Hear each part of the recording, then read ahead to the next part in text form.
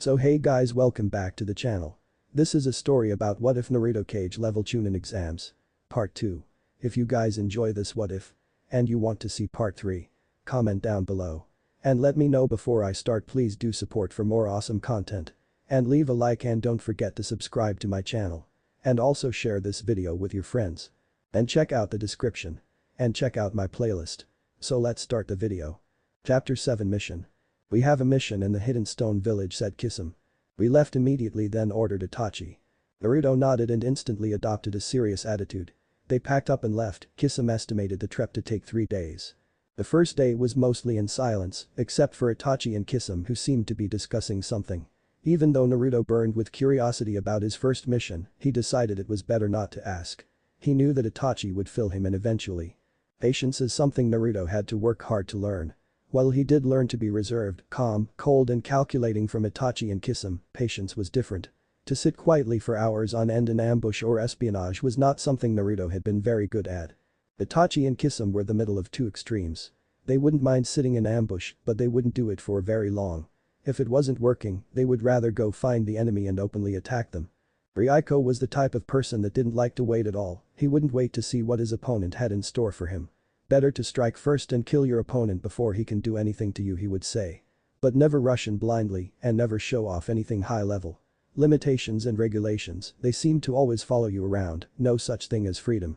That was one of the reasons Naruto ultimately developed his own fighting style, to not take orders from anyone. Advice is fine, but orders reminded him too much of Konoha. Mia, she was the exact opposite of Ryuko. She could sit in ambush for days and annoyed the hell out of Naruto. But did ultimately teach him to be patient. Actually, it was either that or she would beat him up. It's really your choice, you know, either you exert self-control or I force you to exert self-control. However, the force part was more like punishment, and she always seemed to know exactly how and when to exact revenge. Paralysis at the most uncomfortable moments, like paralyzing his jaw muscles right before dinner. Sadistic bitch was a common nickname Naruto used in the beginning. She wouldn't even get the slightest bit angry and would sometimes smile and thank him for the compliment. Naruto later found out that she was kind of like Itachi, in the sense that right before leaving, she left the village a little present. She effectively poisoned their water supply, not to kill them, but rather to make sure every single person stayed in bed for at least 2 weeks. Of course, the ones with a weaker immune system would die, but hey, survival of the fittest, right? Anyway, she justified it, saying that she needed a little head start. Unlike all his other teachers, Mia didn't start easy on him. She instantly jumped into advanced training. So training sessions such as ambushing Anbu and or Hunter Nin was a common practice for her, and she would always have Naruto do the fighting alone. She would help him of course if he was going to die, but otherwise it seemed like she could care less. Nowadays Naruto thanks her for that, since missing Nin can't be taught to rely on teammates. She really prepared him for the harsh reality of the real world. It seemed to Naruto that most of the members of the Akatsuki were on good terms with each other. The motto seemed to be considerate with friends, ruthless with enemies. Naruto didn't mind that at all. He considered Itachi, Kisame, Ryuko, and Mia to be friends, and most everyone else would then be an enemy. He had long ago forgotten about his former comrades and so-called friends from the Leaf. He saw one of them once. Iruka-sensei was what he used to call him. It was in a small town in the waterfall country. Naruto was on a one-day vacation and was wandering about the business district aimlessly. He saw him in a bar arguing with the bartender about something. There was a team of genin waiting impatiently outside, muttering something about sensei taking too long. Naruto's curiosity piqued. He hadn't seen anyone from his past since he left and wondered if maybe they were gathering info about him. He followed him for a little while, hoping to hear about what's happened since he left. Instinctively he started making mental notes about each person in the group, assessing their strengths and weaknesses. He wanted to stop himself, but realized that if they were searching for him that this would be valuable information. What would he do if that was the case? Well, that one's easy. He'd kill them. Sorry sensei, Naruto thought in a cold tone, but I can't have anyone knowing anything about me. Other than that, he didn't have any run-ins with people from the past. Sure, there were the occasional Leaf Anbu and or Hunter Nin that he would kill as practice, but that was so routine he didn't even flinch. He remembered that after one of their training sessions, Itachi asked him from which village the ninjas were from, and after thinking for a little while Naruto found that he couldn't come up with an answer. He had just killed them and disposed of the bodies like routine work. Itachi didn't reply to that in any way. It was his usual open your eyes to something and then leave you to figure out what it all means by yourself. On one hand, it scared Naruto that he could just kill people so easily. But on the other hand, Naruto figured that as long as they weren't important to him, it didn't really matter. Suddenly Itachi's voice snapped Naruto out of his reminiscing, "We're going to camp here for the night." "Night already, huh?" thought Naruto. That's just how his mind worked. Replacement: if you can't think of one thing, then make yourself think of something else. A sort of mind kawarimi no if you will, Naruto chuckled slightly. As usual, dinner, as any other meal, was eaten in silence. This was a practice they observed because they found that ambushes usually came when you were peacefully eating and seemingly unaware of the surrounding world. After dinner they were finally able to discuss the import business. Itachi's voice broke the silence, "Naruto, it's time you knew what this mission consists of." Naruto turned his head and listened intently. "First of all, we have to sneak into the hidden stone, which shouldn't be too difficult. Second, we have to locate the Kutaji estate and get in there without alerting the stone Anbu. Third, the actual orders, we have to kill the Kutaji clan members," said Itachi in a cold tone. "There's something special about this clan, isn't there?" asked Naruto. "Yes, they are of an advanced bloodline," replied Itachi. Naruto's eyebrow lifted slightly. "What kind of advanced bloodline?" asked Naruto cautiously.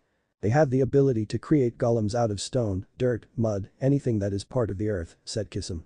"Don't worry," Naruto said to Itachi, "all that's left of this clan is just a father and son. You will fight with the kid and Kisame, and I will fight the head of the clan." Naruto nodded in agreement, not that he could change their decision even if he had disagreed. Well, this would certainly prove to be an interesting battle, and he had 2 days to plan for it. The golems would most likely be like his chakra-reinforced Kage Bunshin. I wonder how agile they will be. Since that would ultimately determine who he goes for first, the golems are the real enemy. A few things are already certain about the golems. Lightning is no good, poison is no good, wind is worth a try, water would probably be good, earth fighting earth doesn't seem productive, and fire is also worth a try. Now for the boy. If he has other things to do his bidding, then he might be weak in Taijutsu, ninjutsu we'll just have to see and same for. That's the thing about chakra using techniques. You can't tell how good a person is with them until you either observe them fighting or fight them yourself. Since the former was definitely out, Naruto would have to find out the hard way. Perhaps take a few hits, make himself look weak, all the while working on a counter-attack. 2 days later. They stood in front of large metal gates with the stone symbol carved into them.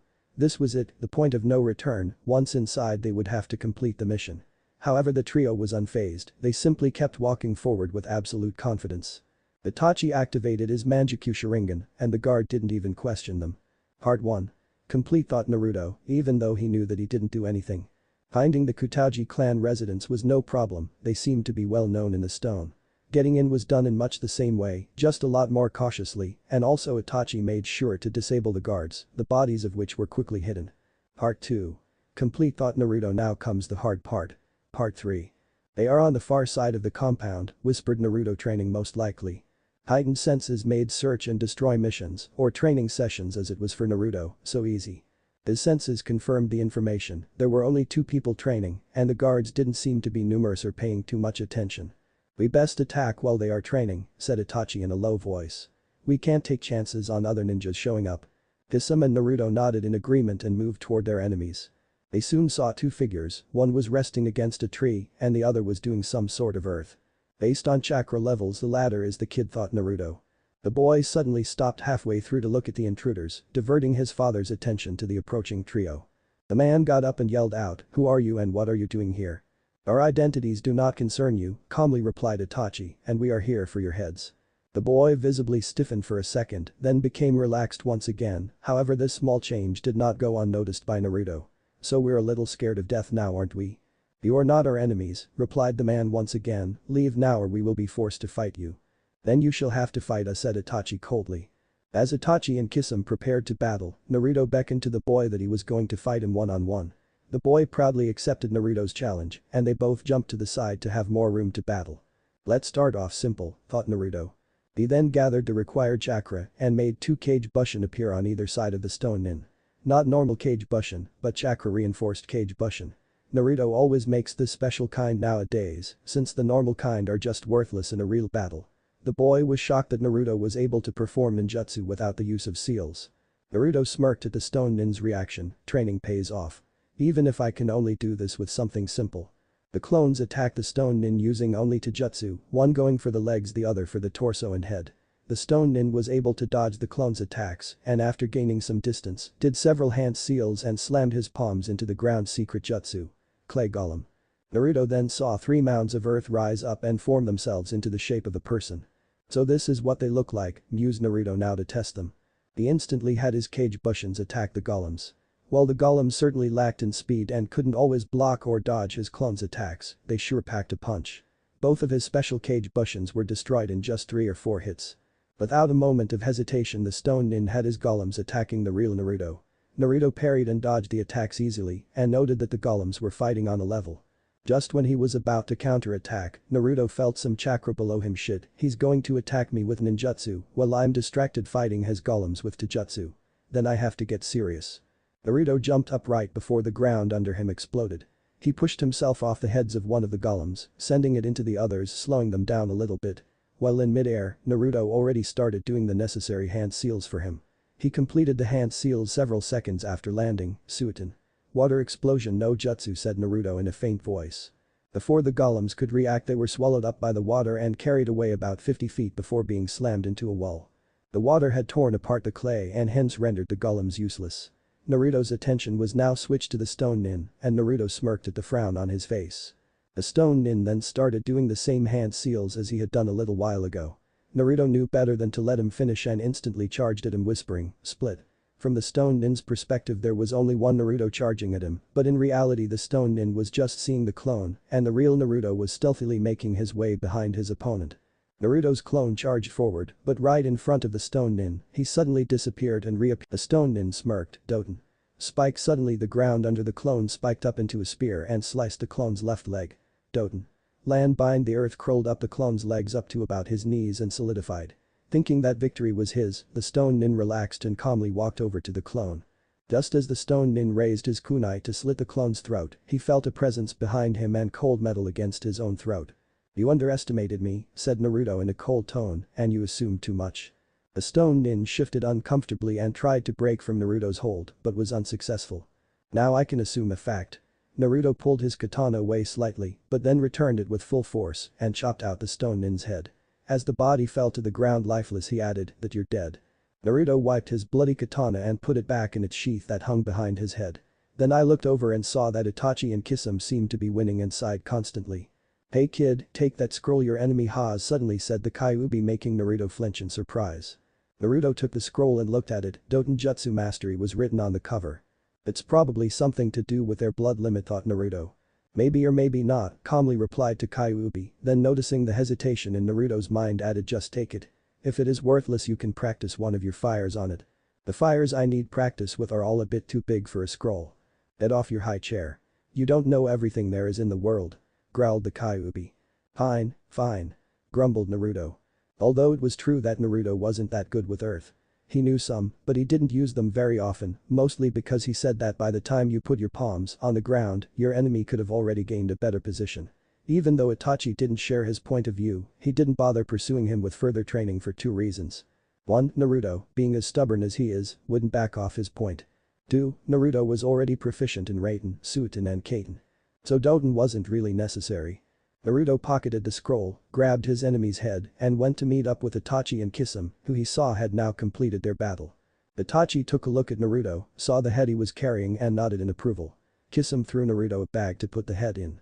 "Let's get out of here," said Kisame, "we are unwelcome." But that the 3 vanished running towards the nearest exit. Naruto noticed that getting out always seemed to be more bothersome than getting in. They always fight to hold you in, but are much more mellow when it comes to holding you out. Naruto pondered this while slitting a guard's throat and jumping over the wall to disappear into the surrounding forest. Several days later. They appeared before the Akatsuki Council and reported their mission complete. The 3 leaders acknowledged this and for the first time in 3.5 years actually introduced themselves to Naruto. Naruto was the leader of the Akatsuki. It seemed that he started it with the help of Kane, who was second in command.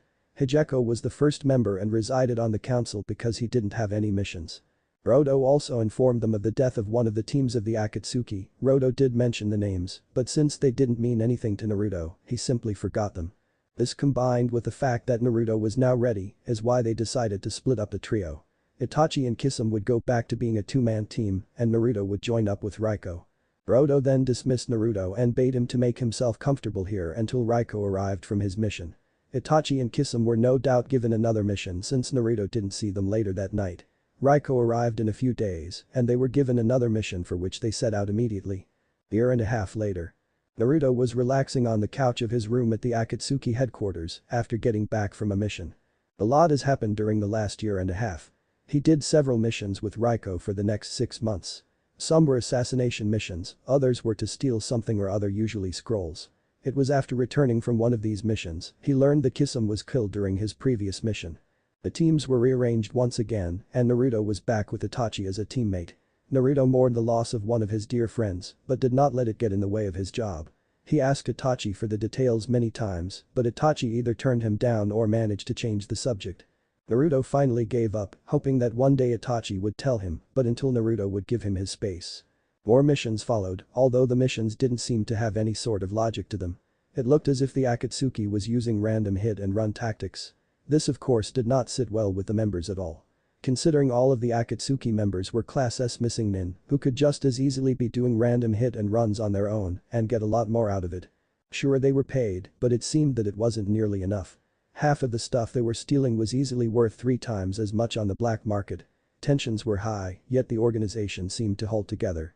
Naruto didn't care about this much, knowing that if there was a split he would follow Itachi.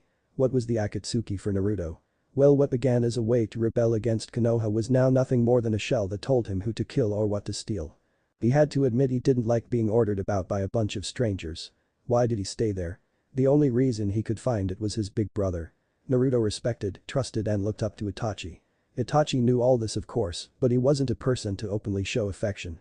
Itachi also sometimes wondered whether Naruto could beat him or not. Neither would challenge each other to a real fight though, sparring was fine, but neither wanted to fight to the death. For Naruto because Itachi Oni-chan was like the family he never had, and for Itachi because Naruto was also like family, but in a different way. Naruto understood him. Naruto understood why he did what he did. Naruto understood his relationship with Sasuke a lot better than Sasuke did himself. Sasuke no baka. Chuckled Naruto. Someday maybe Naruto would beat Sasuke, but for now he was content with the knowledge that the so-called genius couldn't even figure out his own family relations. Just then Itachi walked in with a scroll in his hand and slammed the door to bring Naruto back to the real world. Naruto glanced at Itachi, so. New mission. Yeah, this one's interesting, said Itachi in an amused voice. Really, so what are we doing? Asked Naruto in a passive tone. It's more like what you are doing. Itachi continued in the same voice. Great guessing games again. Itachi just loves this stuff, he has information which I have no way of knowing and then teases me with it. What do you mean? Asked Naruto in a half-bored tone. It's a solo mission for you, replied Itachi with a slight smile. Naruto raised his eyebrows slightly, since when does the Akatsuki send me on solo missions? Hell, since when does it send anyone on solo missions? Where? Asked Naruto. A very interesting place, replied Itachi. Amuse me, said Naruto in a very bored but slightly frustrated tone. Itachi smiled and said the one word that almost made Naruto fall off the couch, Konoha. Chapter 8 Happy. Reunion. A solitary figure stood outside the wooden gates of Konoha. He was clad in almost all black. He had black travel shoes, black pants with multiple pockets, and had a kunai holster on his right leg. He had a black jacket, the left sleeve of which was cut off at the elbow. His left arm was bandaged from the shoulder down to the wrist. He wore a black face mask. His dark blue eyes seemed to be somewhat violet and his dirty blonde hair had streaks of red going through it. If his hair didn't completely cover his ears, one would see that they were slightly pointed and had orange-red hair growing on top. He wore his forehead protector tied around the upper part of his left arm. The forehead protector had the Hidden Grass Village's symbol on it. Never thought I would come back here again. Especially under these circumstances, mused Naruto. 5 years. And here I am. Last time my back was to the gates, this time my front, Naruto sighed deeply, my source of pain is right there in front of me. Images flashed in Naruto's head, the stares, the glares, the abuse, the mocking, the put-downs, and much more. Naruto shook his head to rid himself of all this shit, this isn't a revenge trip, can't let my feelings get in the way. Flashback. I'm going where? Yelled Naruto jumping up to his feet. Konoha, calmly answered Itachi. Konoha. Yes, the Hidden Leaf Village in the Fire Country. I know what Konoha is. Said Naruto in an annoyed voice. Then why do you keep asking? Said Itachi with a grin. Naruto let out a frustrated sigh, but seemed to calm down a bit. Konoha, huh? Naruto scoffed, why are they sending me of all people? Asked Naruto in a disgusted tone. Then continued in a sarcastic tone, what, do they want me murder everybody? Itachi sharply breathed out of his nose and threw Naruto the scroll. Naruto opened it and quickly skimmed through it, his eyebrows rising more and more as he went through the scroll. Well, this is certainly interesting, said Naruto. Wouldn't it be better to go after the exam is over? Asked Naruto in a contemplative tone. I mean the security will be less once the hype is over. Betting in, for foreigners, is easier this way, replied Itachi. True, all I have to do is take an identity from some other village, said Naruto, but wouldn't it be better if both of us go? I mean it'd be less suspicious. Yes, it would be better, said Itachi, however management said something about testing your power or showing off your power. If a single ninja can do this, then what about a group? Right. Questioned Naruto rhetorically. This would be the Akatsuki's show of power. Interpret it as you will, that's what Roto said. In that case. I'll have to choose a village with an initially small amount of people. If you unroll the scroll a bit more you will see that the list of contestants is already prepared and informed by Itachi. Naruto did as instructed and saw the list, so management is being helpful for once. Either this one or that one. Wait a second. The grass will do perfectly, mused Naruto, they are only sending 2 people. I just hope at least one is a guy, I wouldn't want to fight while in sexy no jutsu form. Chuckled Naruto, come to think of it, I have done that in a long while. Ah. The memories of youth. Naruto's smile quickly faded, the happy ones at least. The leaf always seems to have the most, said Naruto. The hosting village does usually have the most participants, explained Itachi. Alright, off to find the grass participants and get a new identity, said Naruto heading to the door. Good luck, Naruto said to Itachi with a small smile, I'll be on the outskirts of the village throughout the exam, just in case. Thanks, take care of yourself, said Naruto and rushed out. You too, kiddo, you too said Itachi in a caring voice you've got the more dangerous assignment. Going back to your home village is always difficult for people like us. Whispered Itachi in a distant voice. The list is as follows. Leaf 11, Sand 3, Stone 6, Snow 3, Mist 6, Waterfall 4, Rain 7, Grass 2, Cloud 5. Then flashback. Well here goes. Mission start. Naruto thought as he calmly walked toward the gates. As soon as he got close enough, a guard motioned him to stop and asked for his papers. Nazashi of the grass, huh? Asked a guard attending the exam. Yes, answered Nazashi. Aren't you coming a little late? I mean the exam starts tomorrow, said the guard. I was delayed. Answered Najashi simply and then added, on a mission. Understandable. Replies the guard still looking through the papers. Hey, it says here that there should be 2 ninjas from the hidden grass, questioning the guard. There should have been, but. She was killed on her previous mission, Nazashi managed to answer sadly. It's partly true. She was killed. By me. Well both of the ninjas from the grass were. But we don't have to go into details. I see. Said the guard. Well your papers are in order, so you are clear to pass. You'll find a hotel about half a mile down this street. As easy as a walk in the park. Thank you, replied Nazashi politely and walked away. Back in Konoha. I still can't get my mind around that concept. Focus, Nazashi, focus, you have a mission to do and it's not to get reacquainted with old comrades. Naruto found and checked into the hotel without a problem. The reserved room had 2 beds that Nazashi moved together to become one. He dropped off his bag and sat down on the bed. Should I scout now or do it later? Nazashi decided to get some needed rest since the exam was the next day. As he unstrapped his kunai holster, he held it in his hand for a second and looked thoughtfully at it. Just when I get used to throwing knives, I'm forced to use kunai again. But I can't help it, gotta blend in and throwing knives don't commonly replace kunai. Nazashi held out an open hand with his fingers outstretched and tightened his muscles slightly. Watching amused as his fingernails lengthened into claws about 2 inches long. It's like holding 5 kunai, Nazashi smiled, and these are a lot more versatile. Another thing is that if I pour more chakra into them they'll grow even more. Nazashi sighed deeply, of course, all this came at a price. Flashback. Naruto is standing in front of Kyuubi's cage, watching in shock and confusion as the Kyuubi's chakra leaks out of the gates and all over the walls and floor. Kyuubi, what the hell is going on? Yells Naruto. Kid, I don't have much time left, said Kyuubi. Huh? What do you mean? Asked Naruto in confusion.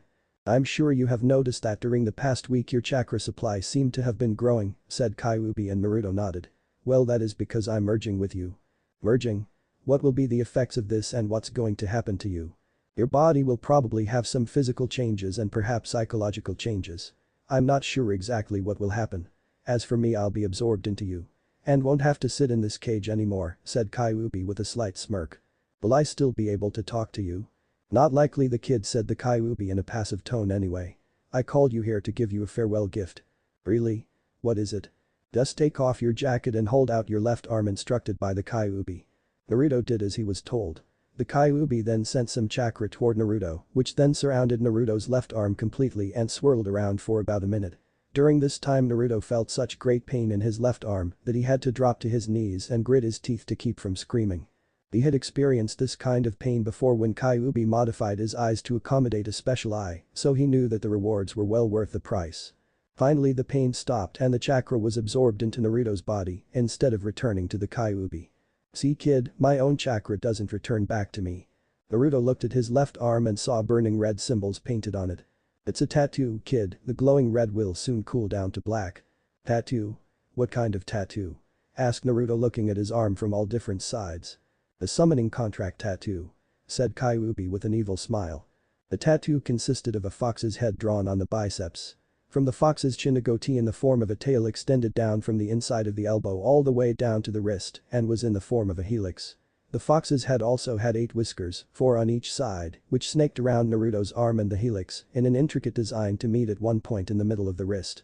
Naruto was sick for 3 days with a high temperature, he was constantly thrashing around in bed and had occasional chakra flames surrounding him that would destroy anything in their path.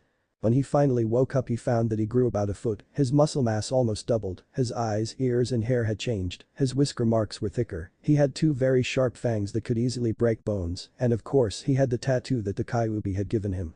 When asked about the tattoo by Itachi, Naruto simply said that it was a farewell present from the Kyuubi and didn't elaborate anymore. Psychologically Naruto was mostly unchanged, he became a little bit more possessive of things that were his. He would only need about 3 to 4 hours of sleep, occasionally 5 if he were really exhausted. His chakra was seemingly unlimited, a Rasengan wouldn't even take away a percent. He never seemed to use up more than 25% of his chakra. He was now blessed with night vision and could interchange his own scent with that of a fox. The scary thing was that he was constantly figuring out new things that he could do. It seemed that after every battle, or at least after serious ones, there was something new that he learned. Not that Naruto minded at all. Then flashback. "That was 6 months ago. After staying with me for 18 years of my life. He left," thought Naruto sadly. He had gotten used to having the Kyuubi inside of him.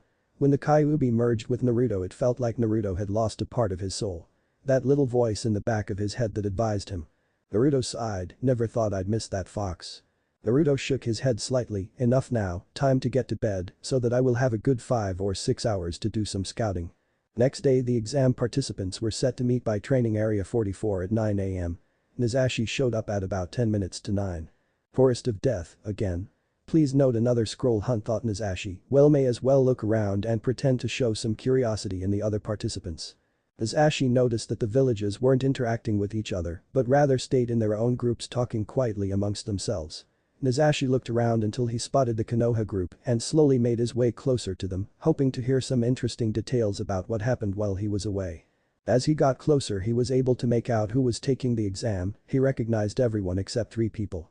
Sasuke, Ino, Shikamaru, Hinata, Kiba, Tenten, Lee, and Shino were the ones he recognized, the others he couldn't even tell which clans they were from and he surely didn't know them.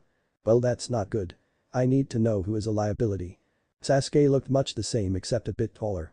His hairstyle was the exact same and he also had short diagonal lines going across his cheek, but they were a lot less distinct than Itachi's.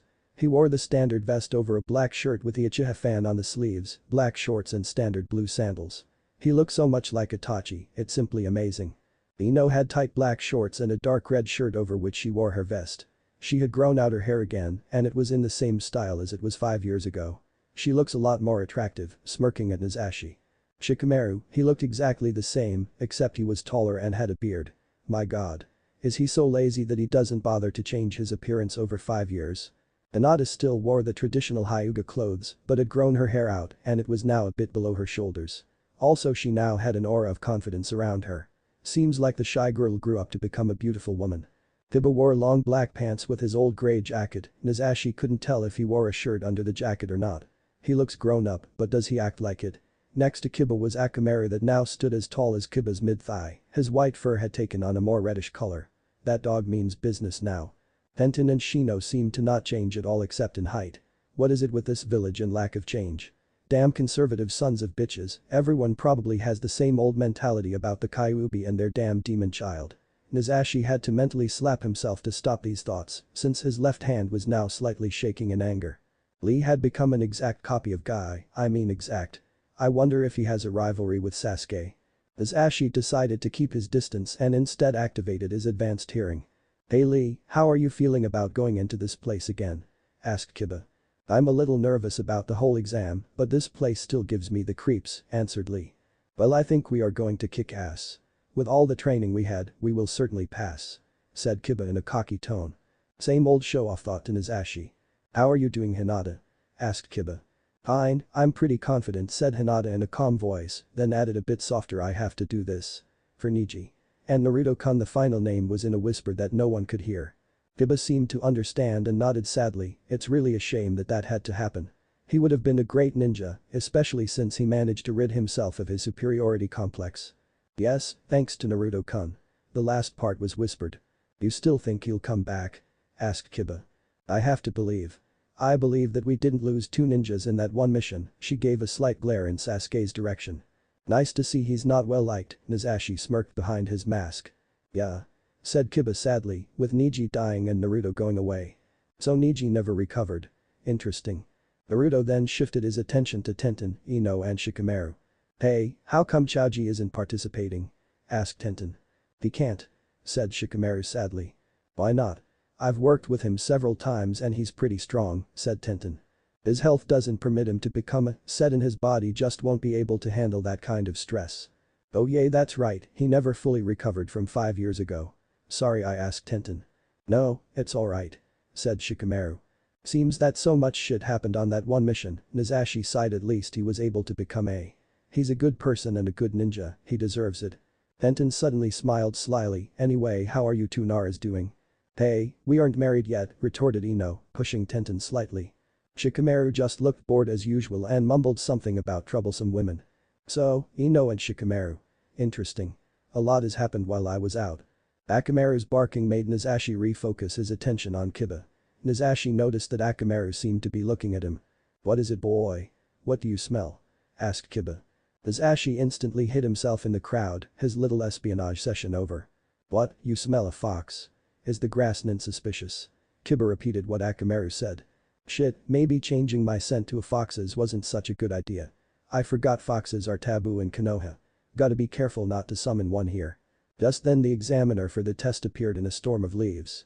He was dressed in regular clothes with his forehead protector on his head, except it was tilted down to cover his left eye. Out of all the possibilities it had to him. "Seems I'm gonna have no luck here." Nazashi's right arm shook in anger at the sight of his former teacher. "Oh, how I hope to go up against his prized student. I wonder how good Sasuke is with the Sharingan and whether or not he has Manjikyu." "Welcome everybody to the exam, my name is Hada Kakashi. Now for the first part of the exam, you will each get a scroll with a special number on it," explained Kakashi. "Oh god, not again," thought a bored Nazashi. "For the next 5 days you will be living there," said Kakashi pointing behind him, "the forest of death." Some of them cringed slightly at the name, but most didn't seem to care. "Now try not to lose your scroll, since in your hands it is worth 3 points. In anyone else's hands it is worth 1 point. To pass this part you have to have at least 4 points by the end of 5 days. So each person has to fight at least one other person. Easy enough. You will not be allowed to leave the forest for the next 5 days. Anbu will be posted right outside to make sure of that. Anyone who leaves will instantly be disqualified. At the end of the 5-day time period you are to report to the tower in the middle of the forest. The tower's doors will open only after the 5-day period is up," explained Kakashi. "Any questions?" No one said anything, and Kakashi told everyone that the exam would begin in 1 hour. As Nazashi went to the stand to take his scroll, he overheard the conversation between Kakashi and Kurenai. "I'm surprised you were on time," said Kurenai. Kakashi put his hand on the back of his head. "Well. You see, the Hokage threatened some horrible things if I were late." "Really? Like what?" asked Kurenai. "She said she would personally come into my house and burn all the Come Come Paradise books I owned," Kakashi answered. Kurenai's eyebrow twitched a couple of times before she finally socked him in the face, then just turned around and walked away from him mumbling something about perverts. And some things never change. 1 hour later. Nazashi was jumping through the forest looking for Kiba when he suddenly smelled 3 ninjas in front of him. "It's those 3-leaf nin that I don't know." Nazashi instantly created a Kage Bushin and sent it to explore on the ground while the real Nazashi followed in the trees. The clone ran into the clearing to find that no one was there. Suddenly it noticed that several shuriken were flying at him. It dodged them rather easily but was kicked in the stomach by someone and sent flying into a tree. The three-leaf nin then jumped down from their hiding places and started moving towards the fallen clone. What idiots. Thought Nazashi with a small sigh. Nazashi waited until the three ninjas were right next to his clone and then finally jumped down performing hand seals in midair. He landed with absolute silence, whispered Kaiten. Kiryuenden brought his fingers to his mouth and breathed out fire. The ninjas barely had time to turn their heads around when they fired upon them. They screamed as the flames consumed them.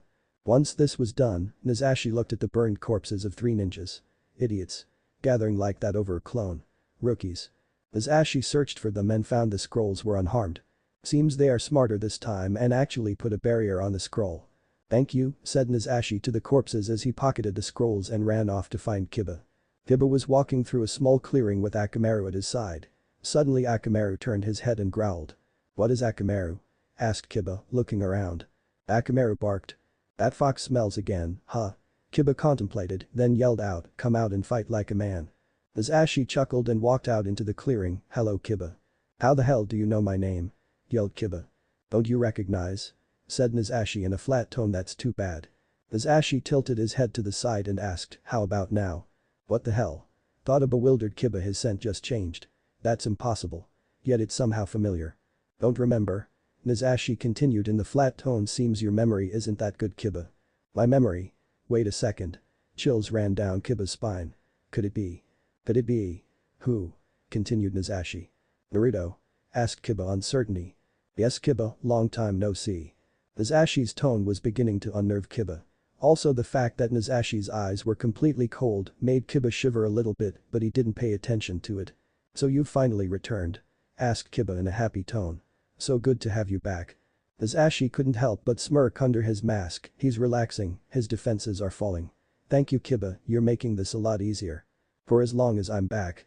Countered Nazashi. What do you mean by that? Said Kiba with a hint of confusion in his voice. Let's just say I'm not planning to stay for long, answered Nazashi in a slight tone. You've joined another village haven't you? Asked Kiba motioning to the forehead protector on Nazashi's arm. Oh this is borrowed in the interest of getting into Konoha. Borrowed? Asked Kiba slowly raising his defenses once again, then why are you here? Then as an afterthought added, to get the title right. Thank you Kiba, you kept your defenses down just long enough for me to set everything up.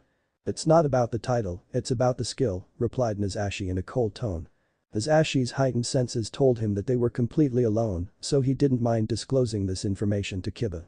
And I'm not here on behalf of any village, but I am here on behalf of an organization. Said Nazashi slyly. Organization? What the hell could he mean by that? But by the looks of it he expects me to know. Kiba mused thoughtfully. Hokage-san mentioned something about an organization some time ago. Wait. If I remember correctly she said that organization had been looking for Naruto. But no way. Nazashi noted Kiba's eyes flash in confused realization and said, yes Kiba, it is the one you are thinking of. The fear was clearly written on Kiba's face for several seconds before he finally composed himself and that fear turned to anger. You betrayed the leaf. Growled Kiba and Akamaru. Nazashi laughed slightly, what's the matter, Kiba, didn't expect me to be an enemy. I'm gonna kill you. Yelled Kiba, you will die a traitor's death. There he goes again telling me his goal. And it looks like he's blinded by emotion, betrayal if I'm not mistaken. You're making this too easy, Kiba. Beast effect ninpu, yelled Kiba. Beast human bushin. Kiba grew claws and Akamaru transformed into Kiba. Piercing fang yelled at Kiba as he and Akamaru spun about their center wildly and headed straight for Nazashi. This old technique. How do you expect to win against me using something I have already seen? Threw Nazashi in a bored tone. Nazashi merely placed his hands in the chakra summoning position, Raiten. Electric wall no jutsu, he whispered. Suddenly the outlines of a chain-linked fence made up of electricity became visible right in front of Kiba. Kiba saw it but could not bring himself or Akamaru to stop in time and forcefully collided with the wall. As the electric current made its way into Kiba's body he screamed as his muscles were being burned. Akamaru was forced to return to his original state and also whimpered and howled in pain. Nazashi smirked, thank you Kiba, you lowered your defenses just enough for me to be able to set this up. Otherwise I would have had to go through a lot more hand seals. At that point the wall seemed to collapse but did not fade, rather it became more like a net through which the electricity was still circulating. Oh dear me. Said Nazashi in a fake carrying tone, did I forget to mention that this is an electric wall, chakra net combo. Nazashi then stretched out his right hand with the palm pointing upwards and wiggled his fingers in what seemed to be a random order. However every time he wiggled a finger Kiba and Akamaru would howl in pain. You see Kiba, through the use of chakra strings, I am controlling the amount of chakra going into the chakra net. This way also allows me to contrast and expand the net as I see fit. The chakra is actually being converted to electric energy, hence the name electric chakra net. Nazashi suddenly shook off his hand and the chakra net disappeared. Nazashi quietly surveyed the damage he had done. Akamaru was completely knocked out, perhaps dead, and Kiba was struggling to get to his feet. Ah. Sighed Nazashi, enough is enough Kiba. Time to end this, said Nazashi in a cold bored tone. Suddenly Kiba felt pain in his back and chest. He looked down and his eyes widened in horror. A clawed hand completely covered in blood was sticking out of his chest. Kiba's leg muscles no longer held him up, this hand was the only thing that was keeping him from falling. He suddenly noticed that the Nazashi in front of him disappeared in a cloud of smoke, that was a Kage Bushin. Blood was now pouring out of Kiba's mouth like a river, he was finding it difficult to breathe. He coughed, but more blood just kept coming out. The world around him seemed to get hazy and spin a little, somewhere far off in the distance it seemed he heard a voice, "Goodbye Kiba, this was a nice reunion we had." The voice seemed to continue to say something else, but he couldn't make out what. Suddenly his head dropped down, and the last thing he saw was blood red before the world faded to black. "This was a nice reunion we had, but you're a liability Kiba. I can't have you exposing me," said Nazashi in a completely cold tone. "I'm sorry it had to end this way, it seems another person of our 5-man team has died, but such is life." Nazashi took Kiba's scroll and stood for a second thinking, now who else could be a liability? Sasuke? Not really. Lee? Definitely not. Shikamaru? A potential, he'll pick up on clues easily enough. Shino? Probably not. Hinata? Also probably not. Tenten? Nope. Ino? With her mind jutsus and all, a potential. Nazashi then ran off on a random course through the forest, hoping to meet up with Shikamaru or Ino. Ino was running through the forest when she suddenly spotted someone out of the corner of her eye. She slowed down and quietly crept up to see who it was. There she saw the grass nin seemingly sleeping with his back against a tree. A smile slowly crept its way to her lips, "Perfect, I'll just use my mind-body switch and take his scroll." Ino positioned her hands in that special seal and said, "Shintention no jutsu." Instantly Ino's body went limp while Nazashi's body began moving. Nazashi stood up, took his scroll out, walked over to Ino's body and put it in her pouch. Nazashi then went back to where he was before and Ino then released her. Ino woke up in her own body, checked to make sure she had the scroll, and smiled a little bit, "Good, I got a scroll. Now I have to keep it for the next 5 days. I better find Shikaku." However, Ino was unable to finish her musing because she felt her right arm being painfully twisted behind her back and felt cold steel graze her neck. "Ah!" cried Ino and struggled against her captor. "Calm down Ino-chan," said a cold voice behind her, "wouldn't want Shikakun to mourn you now would you?" Ino froze, "How did you know my name?" "Nobody seems to recognize me after 5 years," continued the voice. "I suppose that's a good thing though. Considering the circumstances." 5 years. Ino then saw the body that she had occupied vanish in a push of smoke, a Kage Bushin. "No way. Naruto? Is that you?" asked Ino in a shaky voice. "Guilty as charged," answered Nazashi in a slightly amused voice, "however it's Nazashi now. Or at least for now." Ino hesitantly reached for the scroll she had just stolen only to find the pocket completely empty. "No Ino-chan, that scroll was a fake. Did you really think someone would just fall asleep like that? You have my scroll, now let me go." "Ah yes, but you know who I am," said Nazashi. "I won't tell anyone. I promise," Ino whimpered in pain. Nazashi immediately noticed this, "Am I hurting you Ino-chan? Could you just relax the grip you have on my arm?" asked Ino. "Then you would have a higher chance to escape," replied Nazashi in a flat tone, "and I don't see why I should have to chase you if I already have a tight hold." "Release me," commanded Ino, "or I'll scream. And then more people will come and your identity will be found out." Nazashi's cold laughter sent a chill down Ino's spine. "You scream and I'll shove this kunai straight through your voice box," said Nazashi in a cold voice after abruptly ending his laughter. Ino trembled visibly. "And another thing Ino-chan, there's nobody around us in a half-mile radius," Nazashi stated simply. "WW what do you want with me?" asked Ino. "Ah. Getting down to business, are we?" said Nazashi as more of a statement. "Well if you must know," Nazashi then leaned in and whispered into Ino's ear, "I consider you a liability." "LL liability?" questioned Ino uncertainly. "Yes, a liability. A liability that a missing nin like myself doesn't need." "Are you going to kill me?" asked Ino in a surprisingly calm tone. "I like you Ino-chan," said Nazashi while running a finger through her hair. "You gave me a much better welcome than Kiba," said to Nazashi instead of an answer. You've met Kiba. Yes, and you will meet him soon too, stated Nazashi in an amused cold tone however. Since you're so much nicer, you will go there more quickly and easily. Nazashi's head shifted slightly and Ino could hear sharp short inhaling noises. It seems we are out of time. Stated Nazashi. So, sorry that we have to cut this joyous reunion short, I would have loved to stay and chat about old times, but I must leave now. Said Nazashi and brought the kunai closer to Ino's throat. Nazashi then leaned in and whispered softly into Ino's ear, "Goodbye, Ino-chan. Don't worry if circumstances permit. I'll be sure to tell Shika-kun that you loved him very much." Ino's body shook and several teardrops fell out of her eyes. "Shika-kun. Why does it have to end like this?" And with that Nazashi dug his kunai into one side of her throat and pulled it all the way to the other side. "Too bad it had to end this way, Ino-chan. But my mission comes first," said Nazashi while gently placing Ino's body on the ground. "Poor Shika-kun, he was always nice to me and I would go and do something like this. I may as well." Nazashi took out a piece of paper, wrote something quickly in Ino's blood and put it in her vest pocket. He then stood up, did a few quick hand seals and disappeared. Standing on top of the tallest tree in the vicinity, Nazashi surveyed his position in the forest. Just my horrible accursed luck. I'm on the far edge of the forest, directly opposite of the place I have to scout. Nazashi looked once more at the scenery, memorizing the approximate path that he would have to take. Since he wanted to avoid the tower, he would have to go on a slight detour. No real problem. About 20 kilometers so at non-suspicious speeds that would take me about 2 or 3 hours, 1.5 if I don't encounter resistance. 6 hours later. Nazashi was at the edge of the forest and was preparing to sneak out of the testing area. First it's 5 leaf nins, now it's 5 random ninjas. And why is everyone so hell-bent on killing me? I would have just pounded the crap out of some of them, but no, they give me shit like I'm not going to give up until I die and many other variations. Then when I do kill them, fear is the dominating emotion clearly written in their eyes. Nazashi was just appalled at the absolute stupidity of some of the ninjas. Why is everyone so stupid? I know I'm good at hiding my chakra and erasing my presence, but this is sad. How hard is it to understand that I always move in doubles, my clone is in front and I'm slightly lagging behind. God, the Kyuubi was right, stupid, arrogant and ignorant humans never thought I would actually believe him.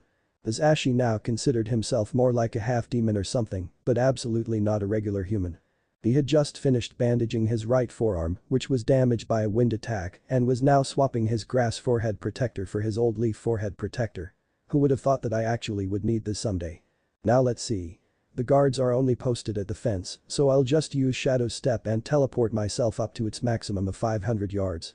Nazashi started doing the hand seals, but suddenly stopped when he remembered a little detail. I can't go like this, I'll need to change my appearance. Nazashi smirked and laughed slightly, seems I only use this in the leaf. Penge, Nazashi whispered and transformed into his girl form. Sexy, no jutsu. With clothes this time around. Now Shadow Step and I can go scouting after dinner. 5 days later. Most of the survivors had already made it into the building and the examiners were going to close the doors when they felt a slight chakra signature heading toward the tower. Nazashi was the last person to enter the tower. He would have forgotten about the exam if he hadn't reached into his pocket and pulled out one of the scrolls. In his hurry he almost forgot to switch back his forehead protectors. Once inside Nazashi walked up to a sitting behind a desk that was covered in scrolls. "Give me your name and your scroll." Nazashi of the grass said to Nazashi and handed him his scroll. "Alright, I have verified that this is indeed your scroll, so you now have 3 points, now give me any other scrolls you collected." Nazashi then reached into another pocket and pulled out 10 other scrolls. The Jounin's eyes widened at the amount of scrolls Nazashi had. "Wow. Well, you certainly set the record for the most scrolls." Stated in a somewhat dreamy voice. They noticed that 5 of the scrolls were that of leaf nins. "Did you kill anyone to obtain these scrolls?" Nazashi knew that he was mostly asking this in relation to the leaf nins, this is the real world. "Shit happens. Now where do I go?" said Nazashi in a cold voice. Just go down the corridor and take a left. You will arrive at a small arena." Upon walking in he was lined up along with the other participants. Nazashi looked around the room to survey who was still there. "Seems I was the only person to take out any of the leaf ninjas." Nazashi came up with the following list for the remaining participants. Grass 1, Leaf 6, Sand 2, Stone 1, Mist 2, Rain 2, Cloud 1, Snow 1. And the front of the room seemed to drop out of nowhere and land calmly in front of the crowd. "Good day everyone that survived it through the first part of the exam, my name is Mito Guy and I will be your examiner for the next test." Oh god, he hasn't changed a bit. He's still a freak. thought Nazashi as he looked at Guy trying very hard to hide his disgust. Still, if he's the examiner, then the test must be Taijutsu related. Not that I really care. The next part of the exam will commence in 2 days at training area 29 at 11 am. This should give you plenty of time to relax, said Guy with his signature pose. Nazashi noticed all the leaf nins sweat drop and shake their heads in disapproval, while Nazashi just sighed deeply. Oh yes, and the next test will consist of one-on-one fights, Taijutsu only, yelled Guy. After that all were dismissed. Nazashi made a few hand seals and vanished, not wanting to deal with any of his former comrades anymore. Taijutsu only, huh? Better make sure I don't use any lost arts. It really depends on who I'm going to be fighting though. Chapter 9 Taijutsu Exam. 2 days later all the participants came to the 29th training area. The training area was kind of like an arena except no stands and it was all underground, as a sort of pit. It was obvious that they were going to be fighting down in the pit. At exactly 11 am a cloud of smoke appeared next to the participants and out stepped the examiner. Good morning everyone, yelled Guy. First it's Kakashi, then his eternal rival, thought Nazashi exasperated, who's next Hero Sennin doing the 3rd exam. Damn it. If only the mission were going a bit better. I might have been out of here already. We will now start the 2nd exam. The fighters will be picked at random, continued Guy. The only weapons you can use are shuriken and kunai. However, you will be watching to make sure you don't enhance any of your weapons. Also you may not use any blood limits from now until this exam is over. That includes the times when you are not fighting. That first rule was meant mostly for me, Nazashi thought while surveying the people around him and not finding anyone else with a katana or any other type of mid-range weapon. However, it is nice to know that my skills won't be copied by that bastard. All of the fights will occur down there, said Guy, while pointing into the pit of doom. Everyone's sweat dropped. Well, that's the unofficial name at least, said Guy. Idiot, sighed Nazashi. Guy then made his way down into the pit and the participants seemed to sort themselves out in terms of village again on the ledge above. Nazashi found himself standing on the far side away from the leaf nin, closer to the cloud and snow ninjas. First match will be Uchiha Sasuke vs Yamino of the Stone. Sasuke and the Stone Nin jumped down to the floor and stood facing each other. Begin, yelled Guy. Sasuke instantly pulled out 3 shuriken and threw them at the Stone Nin, who threw his own counter. The shuriken collided in midair and fell to the ground. The fighters at this time had already launched themselves at each other and were fighting a kunai battle. Sasuke tried to punch and kick at the same time, only to have the Stone Nin easily counter. Nazashi stifled a yawn, geez, it's an elementary battle. I know they are testing each other, but this is pathetic. How can we test each other on a genuine level? Losing a little interest in the fight, Nazashi threw his attention over to the remaining leaf nin. This is so troublesome. Even if blood limits can't be used, the Hyuga have a definite advantage over everyone, and I kind of feel sorry for anyone that has to face Lee, said Shikamaru annoyed. Yes, that's true, and anyone who fights Lee is sure to lose, replied Tenten. It also seems as if Sasuke is playing around with his opponent. Are you worried about any of the foreign ninjas? Why do you ask me? Said Shikamaru in an annoyed tone. Because you're the genius and probably already know who to watch out for, replied Tenten in an amused voice. True, I have been observing everyone since before the test started. And that grass nin is somehow unsettling, thought Shikamaru. I'd watch out for the grass nin and also the snow and cloud, said Shikamaru. You seem to single out the grass nin, said Lee, joining the conversation for any reason. He seems more relaxed than anyone here and didn't even care that he's not allowed to use his katana, replied Shikamaru. So? Most people that use a katana are good at taijutsu, said Lee. But katana wielders get used to having their katana and become somewhat dependent on it in close combat, mused Shikamaru. Well, we'll see, said Lee. He really does seem like a worthy opponent, thought Lee of Najashi. That grass nin doesn't strike me as a taijutsu expert, yet I can't seem to sense any chakra around him and have to concentrate to be able to sense his presence. In combat, the ability to erase your presence could be a deadly advantage, thought Shikamaru and eyed Nazashi cautiously. Damn that Shikamaru. Maybe I should have killed him instead of Ino. Although he doesn't seem to suspect me for me, which is a plus, but I need to find a way to throw him off. Fighting him to the death might do the trick, that is if I get that lucky. Mused Nazashi anyway, back to watching the battle. As Sasuke parried yet another kunai strike, his lips curved into a slight smile as he twisted his foot and disappeared. His opponent was shocked. Sasuke then reappeared right behind the Stone Nin and punched him straight in the back of the head, sending the Stone Nin flying across the arena. Passed to the normal spectator, but I can easily see. His vest seems to be weighted down, and also his shins. I wonder how much, commented Nazashi, thinking about his own weights. Namely the 500 pounds in his jacket and 250 on each shin. I wish I'd brought my cloak. It has another 500, but it does have the Akatsuki pattern on it. Sasuke waited until his opponent got up and then ran straight toward him. His opponent, thinking this was a reckless frontal attack, simply waited in a semi-defensive stance. Right before reaching his opponent, Sasuke disappeared and threw off the stone nin once again. Sasuke then reappeared with a vertical kick straight into the stone nin's jaw, sending him flying through the air, and jumped after him. This move, huh Sasuke? Thought Nazashi, I wonder if you're actually going to use Lee's technique or if you're going to do that one combo you have. Sasuke then put his hand on the stone nin's back and went to kick him. The kick of course was blocked, but that was the plan.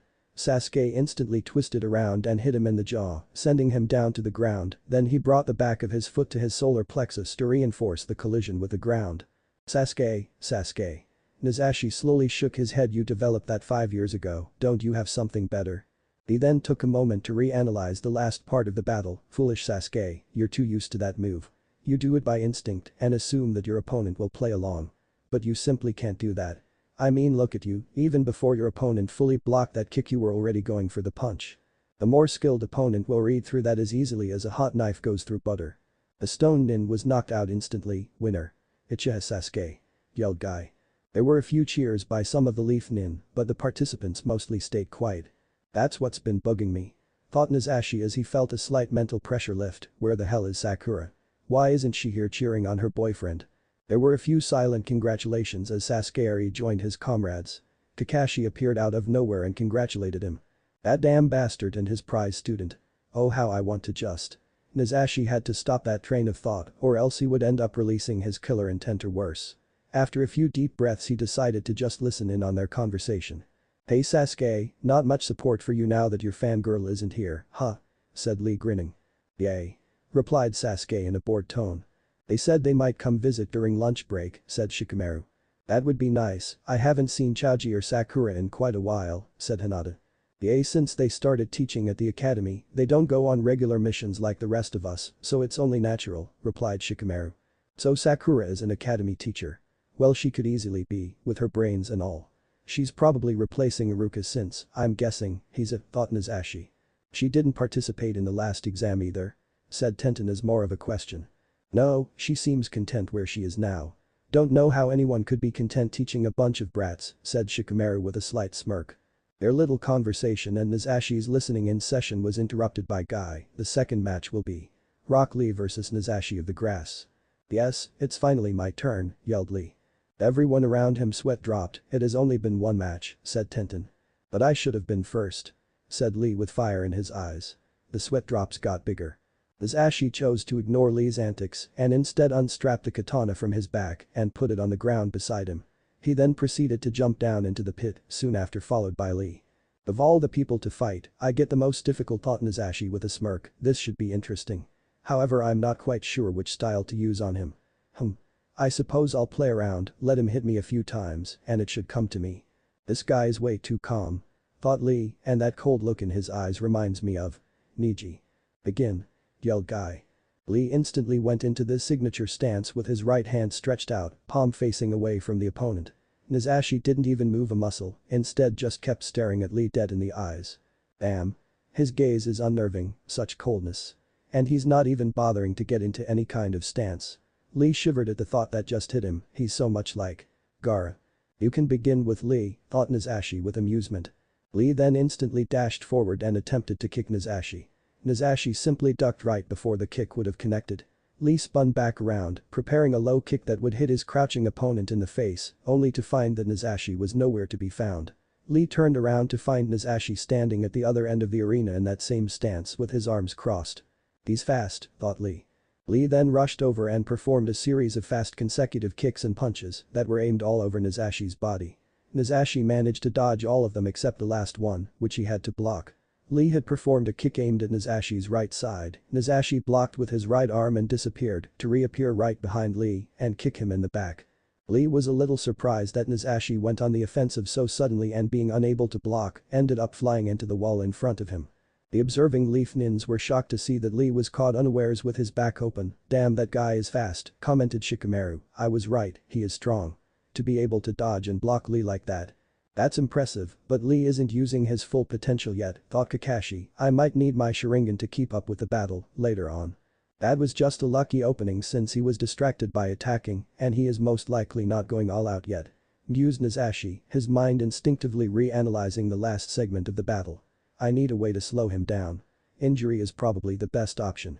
He's much too fast for launching shuriken. Kunai, I haven't used them in a long time so I don't have the necessary speed to be effective. That narrows it down to just my hands. Perhaps I could. Yeah. That will work rather well. Musashi jumped back a little bit and waited for Lee to get back up. Lee bounced up and seemed unaffected by the attack, excluding the bruises on his face. He proceeded to take off his vest and threw it on the ground with a loud thud. Just as I suspected it's weighted, but he's carrying less in that vest than I have in my jacket. Lee rushed at Musashi again. This time he was significantly faster and even though Musashi did a great job blocking and dodging, he was finally caught off guard as Lee punched him in the middle of the chest. Musashi was thrown back by the impact, did a flip in midair and landed on his feet several yards away. Lee, meanwhile, opened and closed his fist several times, so your jacket is weighted too? Asked Lee and Musashi shrugged a little. That's got to be quite a bit of weight if Lee had to check his hand like that, thought Sasuke. Lee ran at full speed toward Musashi, he's obviously going to do the vertical kick. Now, do I dodge or show off the counter I developed? Musashi smirked. Lee disappeared right before reaching Musashi, however Musashi just stood there unmoving and waited with his hands at his sides. He's not the least bit surprised. Thought Shikamaru worried. It's as if he's waiting for it. Thought Kakashi. Lee then reappeared in front of Musashi with a vertical kick straight to his jaw and sent Musashi flying through the air. Musashi waited patiently for Lee to begin the leaf shadow dance. Once he felt Lee's presence below him, Musashi began preparing for his own move. Lee quickly undid the bandages surrounding his arms and was about to bind Musashi with them when he suddenly felt a slight tug at the bandage on his left hand. The next thing he knew Musashi had turned around and was staring him dead in the eyes. As soon as Lee had released his bandages, Musashi instantly grabbed the bandage on his left side with his right hand. Musashi then pulled the bandage sharply while twisting his body at the same time. It had worked perfectly. Lee was thrown off by what Musashi had done and had given Musashi the opportunity of first strike. Musashi punched Lee in the solar plexus, causing the distance between their bodies to grow. Within 2 seconds after the punch, Musashi bent his legs and brought his knees up to his chin, all the while causing himself to do a quarter of a backflip. He then kicked Lee in the face with both his feet, sending Lee down to the ground at a rather fast speed. Everyone in the crowd, especially the Leaf Nin, was absolutely shocked that Lee's technique had failed. The Leaf didn't even have time to gasp before Lee slammed into the ground at full force. A large cloud of dust rose from where Lee had crashed. Lee then proceeded to tumble for several seconds and finally his body came to stop several dozen yards away from what was now the crater that his impact had created. Musashi meanwhile landed softly in a crouching position in the middle of the arena and stood up at a leisurely pace. The Leaf Nin gasped loudly and stared in absolute shock at Musashi. They could not believe that Musashi had not only successfully countered it, but had also managed to give Lee about the same amount of damage that the Leaf Shadow Dance should have done to Musashi. Musashi noticed that all eyes were on him and decided to speak for the first time during the match. Leaf Shadow Dance counter, he said in a cold tone. The counter? No way. Thought Kakashi wide-eyed, though it is possible, but to be able to think of one instantly. That's too unrealistic. How the hell? That counter was thought up and executed within 5 seconds. Is he a genius? Sasuke was absolutely bewildered. I couldn't even see a counter with my Sharingan that fast, but he. Who is he? Shikamaru suddenly broke the silence in a shaky voice, he knew Lee was going to do that. Everyone instantly looked at him, I knew something was wrong when he didn't even budge as soon as Lee rushed him. That counter was not thought up just now. No. He already knew it. That's impossible. Said Tenten. Then he would have had to have seen it before. Yes, that is the only logical explanation, replied Shikamaru. Oh good, so he's not a super genius. But still how did he know about the technique? Thought Sasuke was relieved and worried at the same time. Still to be able to come up with a counter for this kind of technique. Truly amazing, said Kakashi I'm not sure. But he may have done something else too. Lee slowly got back up to his knees and coughed out a little bit of blood before jumping up to his feet once again. But something was wrong. Lee tried lifting his arms, but to no avail. He could easily move his shoulders and even raise his elbows, but couldn't really move anything below his elbows. His wrist, hand and fingers shook as he desperately tried to do something with them, but his muscles seemed to not respond. What the hell is going on here? Thought Lee confused and a little scared that he was now at a disadvantage because of his arms. At this point Lee didn't even care about the blood at the edge of his mouth, nose and forehead. "Don't worry too much about it," said Nazashi in a cold and slightly amused tone, "those pressure points will release naturally." After the match. All were shocked, none of them had even managed to see when he pressed the pressure points. "There's no way he could have pressed anything without me seeing it. Plus he must have been pretty distracted trying to perform that counter combo perfectly." Sasuke stared at Lee's condition, "Still I can't deny the fact that Lee's lower arms are now useless. This guy must be some sort of pressure point specialist." Kakashi suddenly spoke up, startling them. He pressed them right before punching Lee in the stomach. "I was right, that guy is definitely a force to be reckoned with," thought Shikamaru, his eyes wide at the entire scene. He was lured by Lee. Shikamaru started, that time when Lee punched him in the chest, he was thrown back but landed very gracefully. Shikamaru started explaining, he gave Lee the perfect distance for the shadow dance and intentionally let the vertical kick go through. All the while knowing that Lee wouldn't be able to do any significant damage but instead would be in a position to take significant damage. Nazashi couldn't wait any longer, knowing that those pressure points are not the kind to hold for very long. Lee was already figuring out that his lower arms were becoming more and more responsive. He rushed at Lee using his normal attack speed, which was about the same as Lee's speed without his vest. Nazashi jumped up and kicked Lee in the right side of his head. Lee would have flown halfway across the room had Nazashi not grabbed him by his right arm and pulled him back, instantly pressing a point on Lee's right shoulder. Nazashi then rotated around, kneed Lee in the stomach with his left leg and at the same time crouched down and hit a pressure point on Lee's thigh. At this time Lee could only bend over, cough out more blood and try to stand up. Nazashi then jumped up, preparing a mid-air kick that then connected with the left side of Lee's chest and sent him into the wall behind him. The impact caused Lee to make a rather large indentation in the wall and fall down into a crawling position. He coughed out more blood but did not give up and struggled to stand up. Once back up on his feet he rejoiced when he found that he could once again move his left hand. It was extremely sore, but that was better than nothing.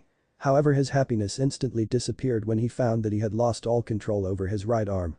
It wouldn't even twitch slightly, but just hung useless. He also found that if he put more than 30% of his weight onto his left leg, that it wouldn't hold him. Damn it. What the hell is he doing? He's somehow numbing my muscles. Oh no.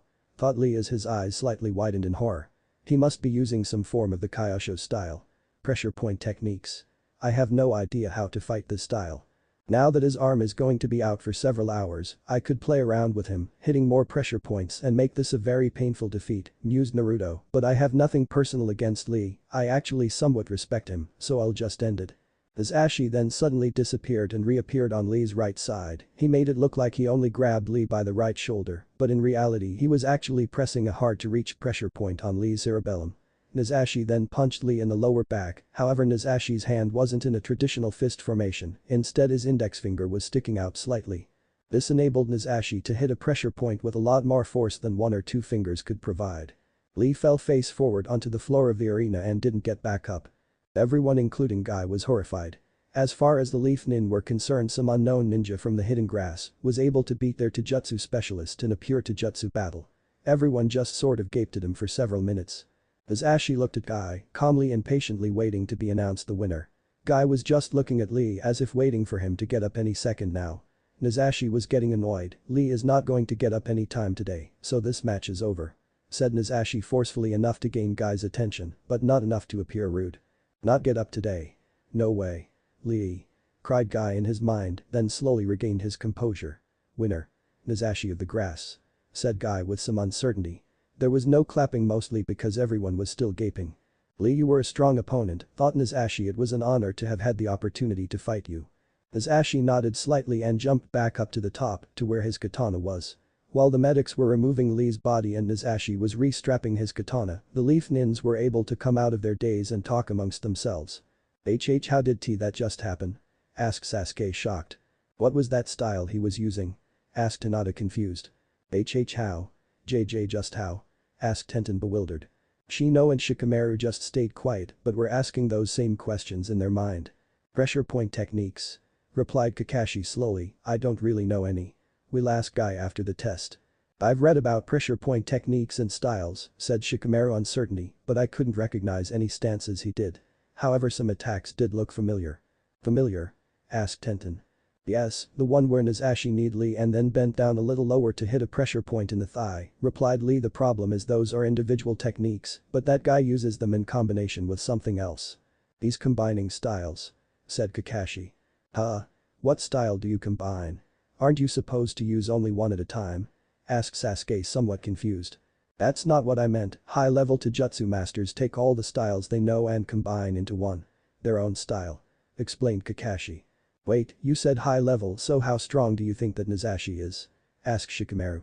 Down in level probably, replied Kakashi. It's difficult to tell, I haven't seen his ninjutsu and. Though I don't really think I need to. I had finally regained his composure enough to get the fights underway again. Third fight. Sato of the Sand vs Shilimo of the Rain. Anyone could clearly see that Sato was faster and stronger than Shilimo. Sato rushed at the Rain Nin and fiercely attacked him from all directions. At first Shilimo was able to parry and block, but soon took several kicks and punches to the stomach and was thrown back. The Sand Nin immediately rushed at Shilimo, covering him in punches and kicks. Just as Sato was going to deal the final blow, the Rain Nin panicked and used Kawarimi. The match was instantly stopped and the Rain Nin disqualified. Winner. Sato of the Sand. Proclaimed Guy. The Sand Nin was going to win anyway, thought Nazashi. That guy's speed was pretty good, I liked his Taijutsu style, a sort of a no-mercy attack, and don't give your opponents any time to recover, thought Sasuke passively. The fourth match. Aburame Shino vs Kurono of the Snow, announced Guy. Shino and Kurono both jumped down to the arena floor and glared at each, Shino through his sunglasses and Kurono through her bright green eyes. Begin. Said Guy. Instantly Shino took out 3 shuriken and threw them at Kurono, while himself jumping off to the right. Kurono took out her kunai and easily deflected 2 of the shuriken and dodged the other one and instantly did a spin kick backwards.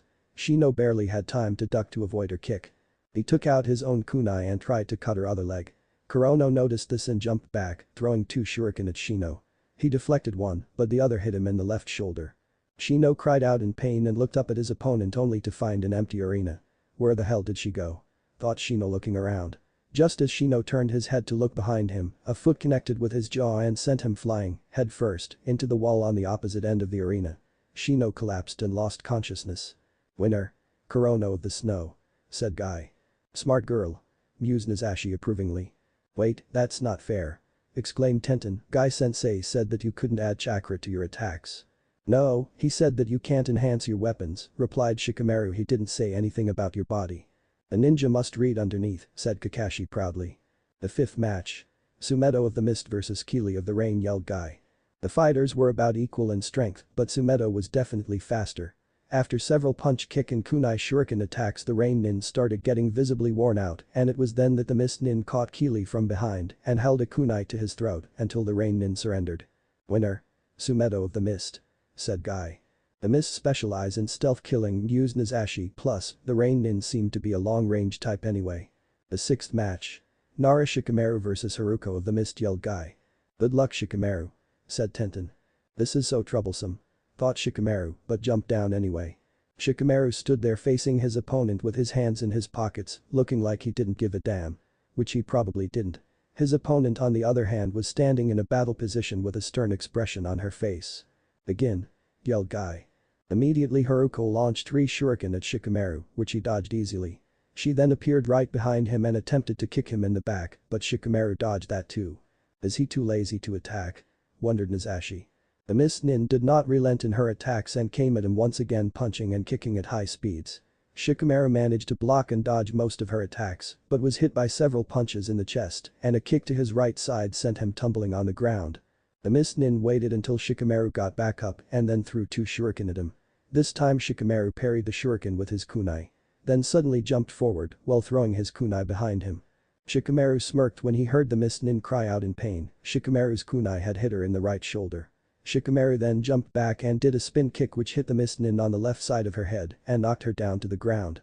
He bent down, grabbed his kunai and twisted it while pulling it out, making the Mist Nin scream out in pain. Wow, I didn't know Shikamaru had it in him, commented Tenten. Yeah. Agreed Hinata. Just then an Anbu appeared next to the group and walked over to Kakashi. Kakashi-san, may I have a word? Asked the Anbu. Of course. Said Kakashi as he excused himself and walked out of earshot of the participants. What is it? Asked Kakashi. We found the missing leaf. Answered the Anbu somewhat hesitantly. Kakashi looked at him significantly, expecting the worst, and when the Anbu shook his head, he got it. All of them? Asked Kakashi. Yes. How? Asked Kakashi somewhat angrily. 3 by fire, one had her throat slit and the other. asked Kakashi suspiciously. Who? And what exactly happened? Tiba. We found him. With a hole in his chest, answered the Anbu uncertainty, and his dog seemed to have been electrocuted. The Cloud Nin? Asked Kakashi. Perhaps. Does look like a Raiden. But? Inquired Kakashi.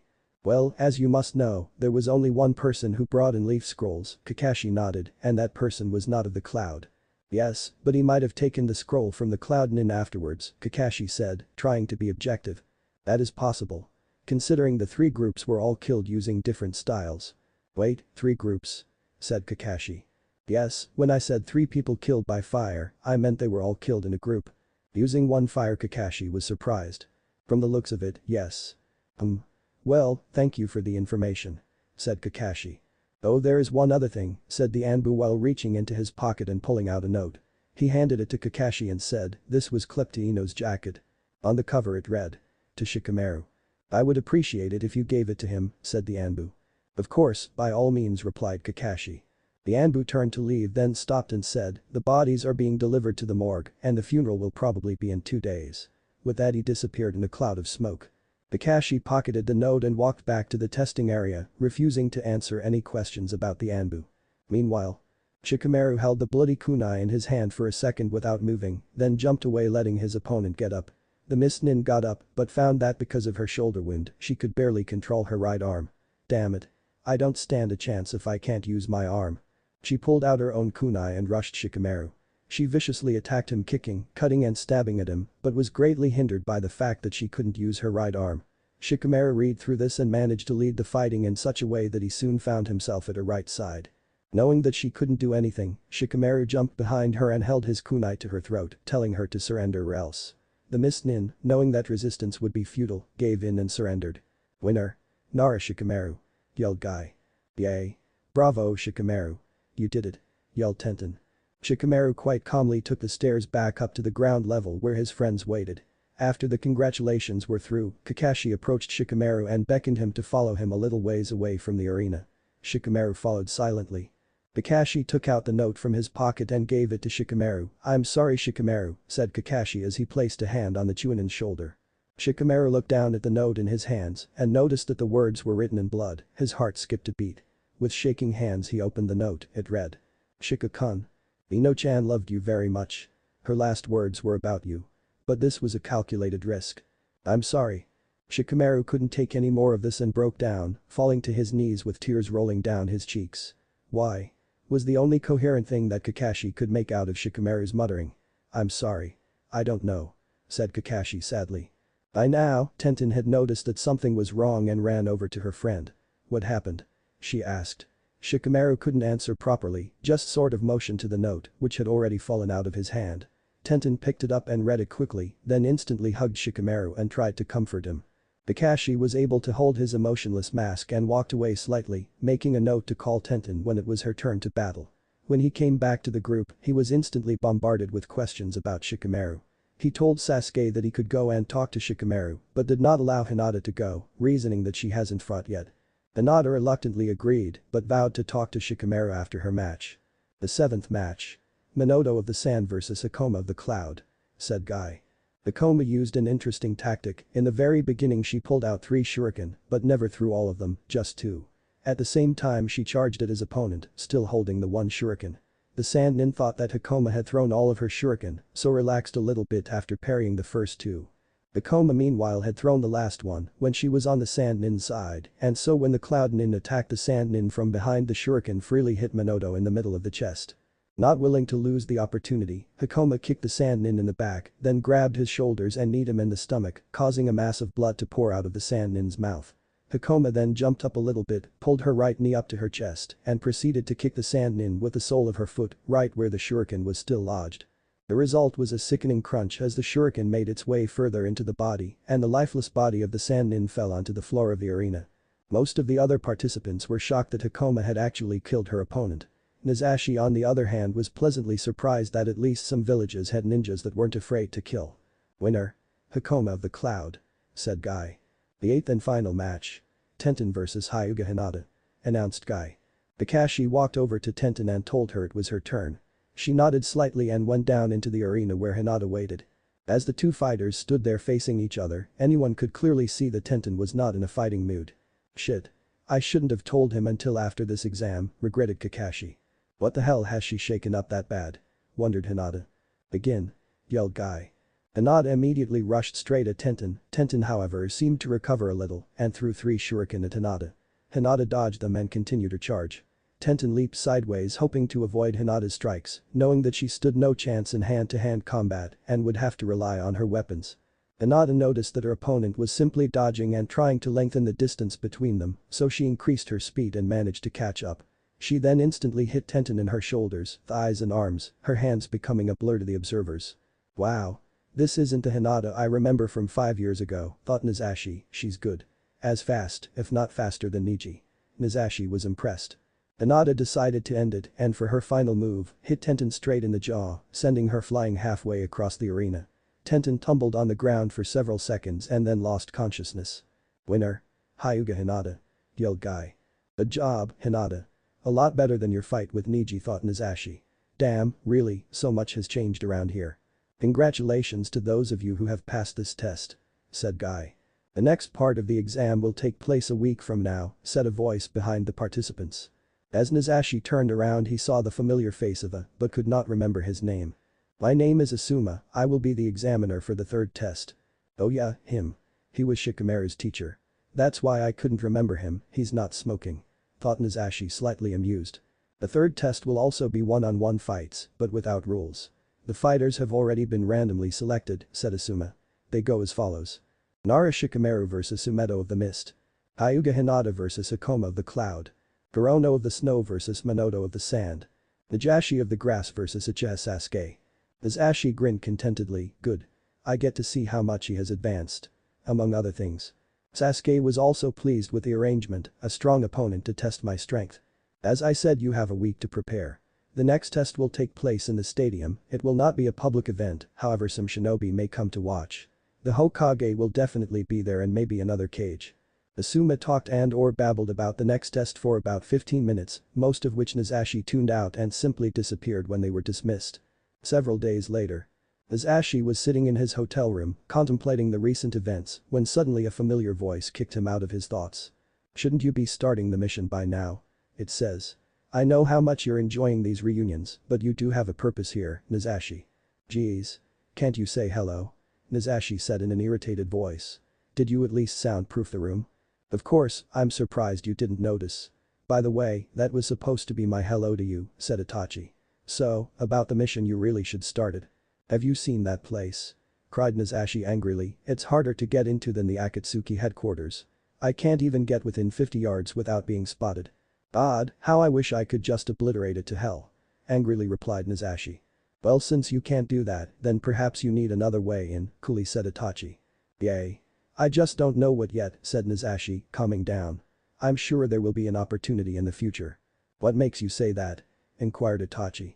Instinct. Something is telling me to stay in the exam. A sort of wait for it, replied Nizashi.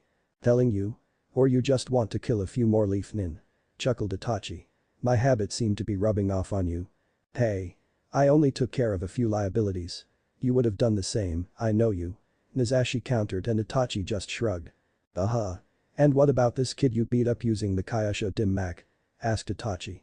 Lee is just going to be out for a couple of days, Nizashi half yelled, I didn't hit any of his pressure points that hard.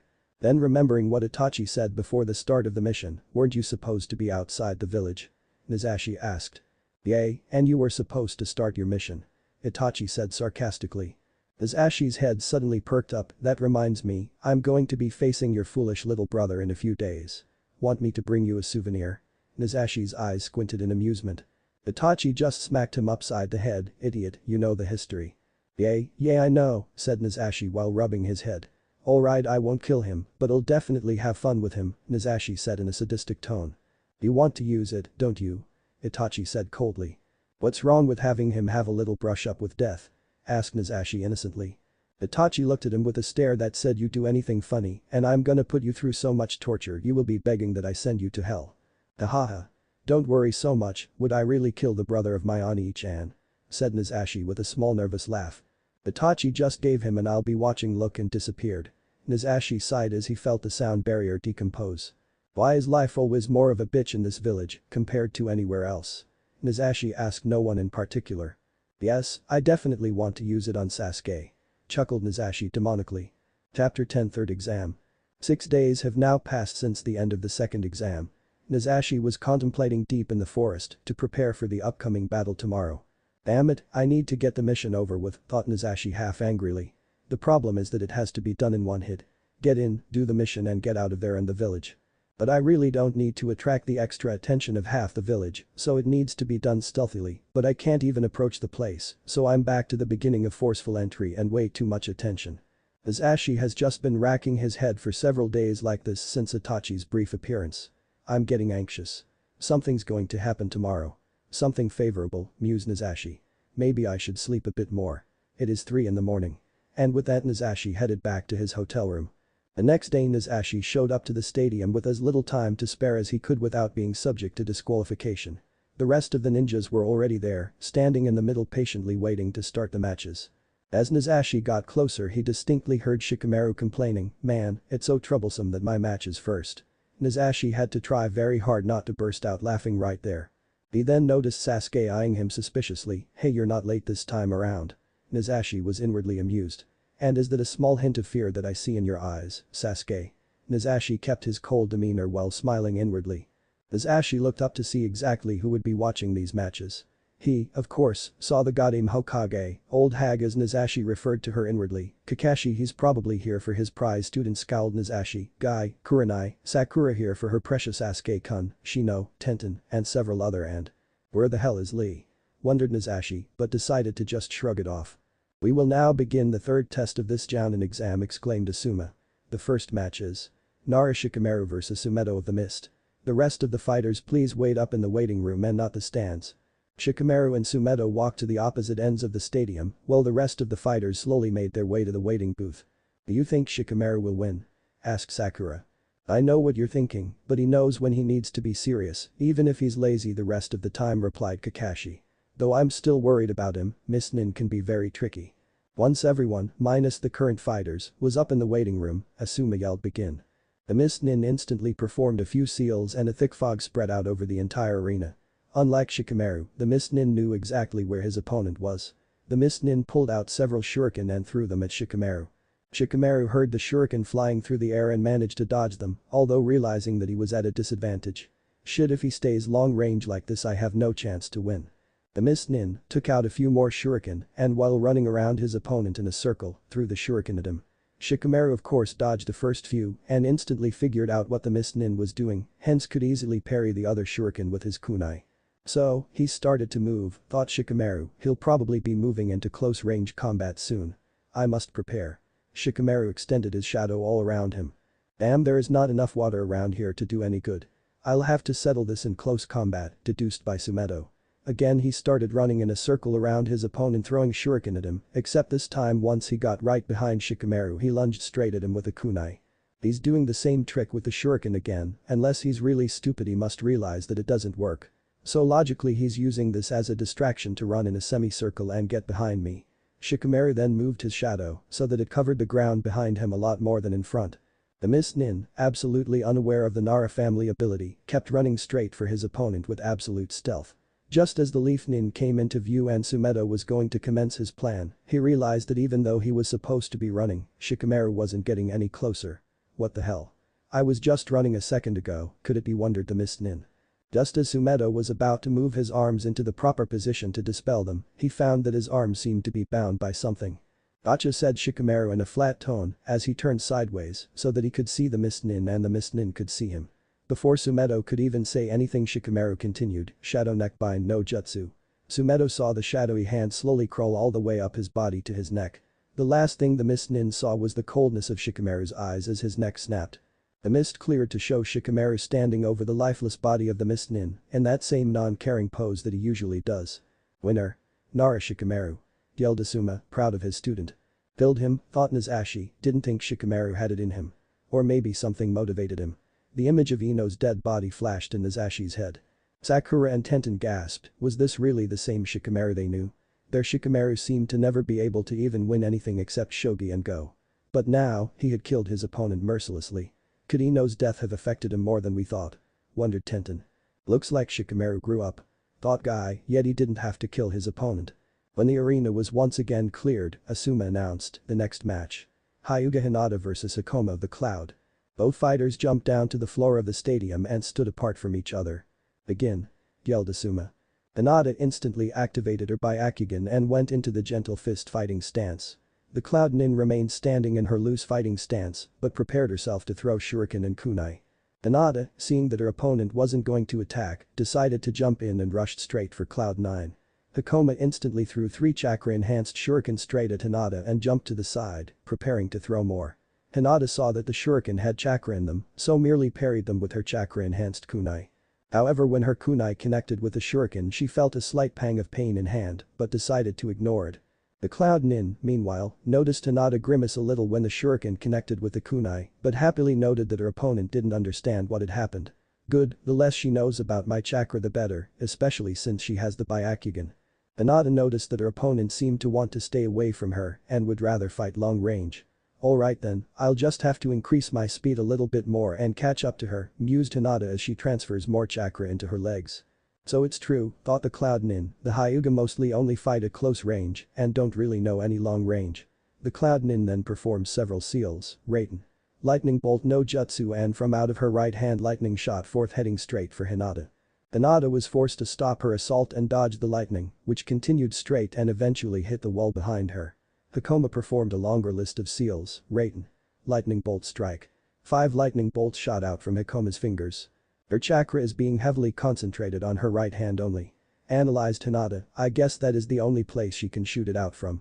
Hinata, being unable to dodge these, simply waited for them to get closer and prepared herself. Kaiten cried once the lightning bolts were close enough and spun around, making her chakra form a sphere around her and completely deflecting the lightning. "Those are pretty low-level lightning," commented Nazashi, though she seems to have some sort of plan. "Kakashi-sensei, how does she shoot lightning out of her fingers like that?" asked Sakura. "I'm surprised you don't know, Sakura. Cloud 9 are well known for being able to convert their chakra into electric energy and emit it from their fingers," explained Kakashi. "Also, because they have used lightning for so many centuries, they are naturally born with the ability to generate it," added Kurenai. As soon as she came out of her Kaiten, Hinata made a rush at Cloud 9 and managed a clean hit while Cloud 9's shock hadn't worn yet.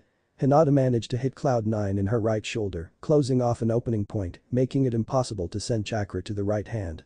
But I knew she was going to press this one. Now to play along with her, thought Hakoma.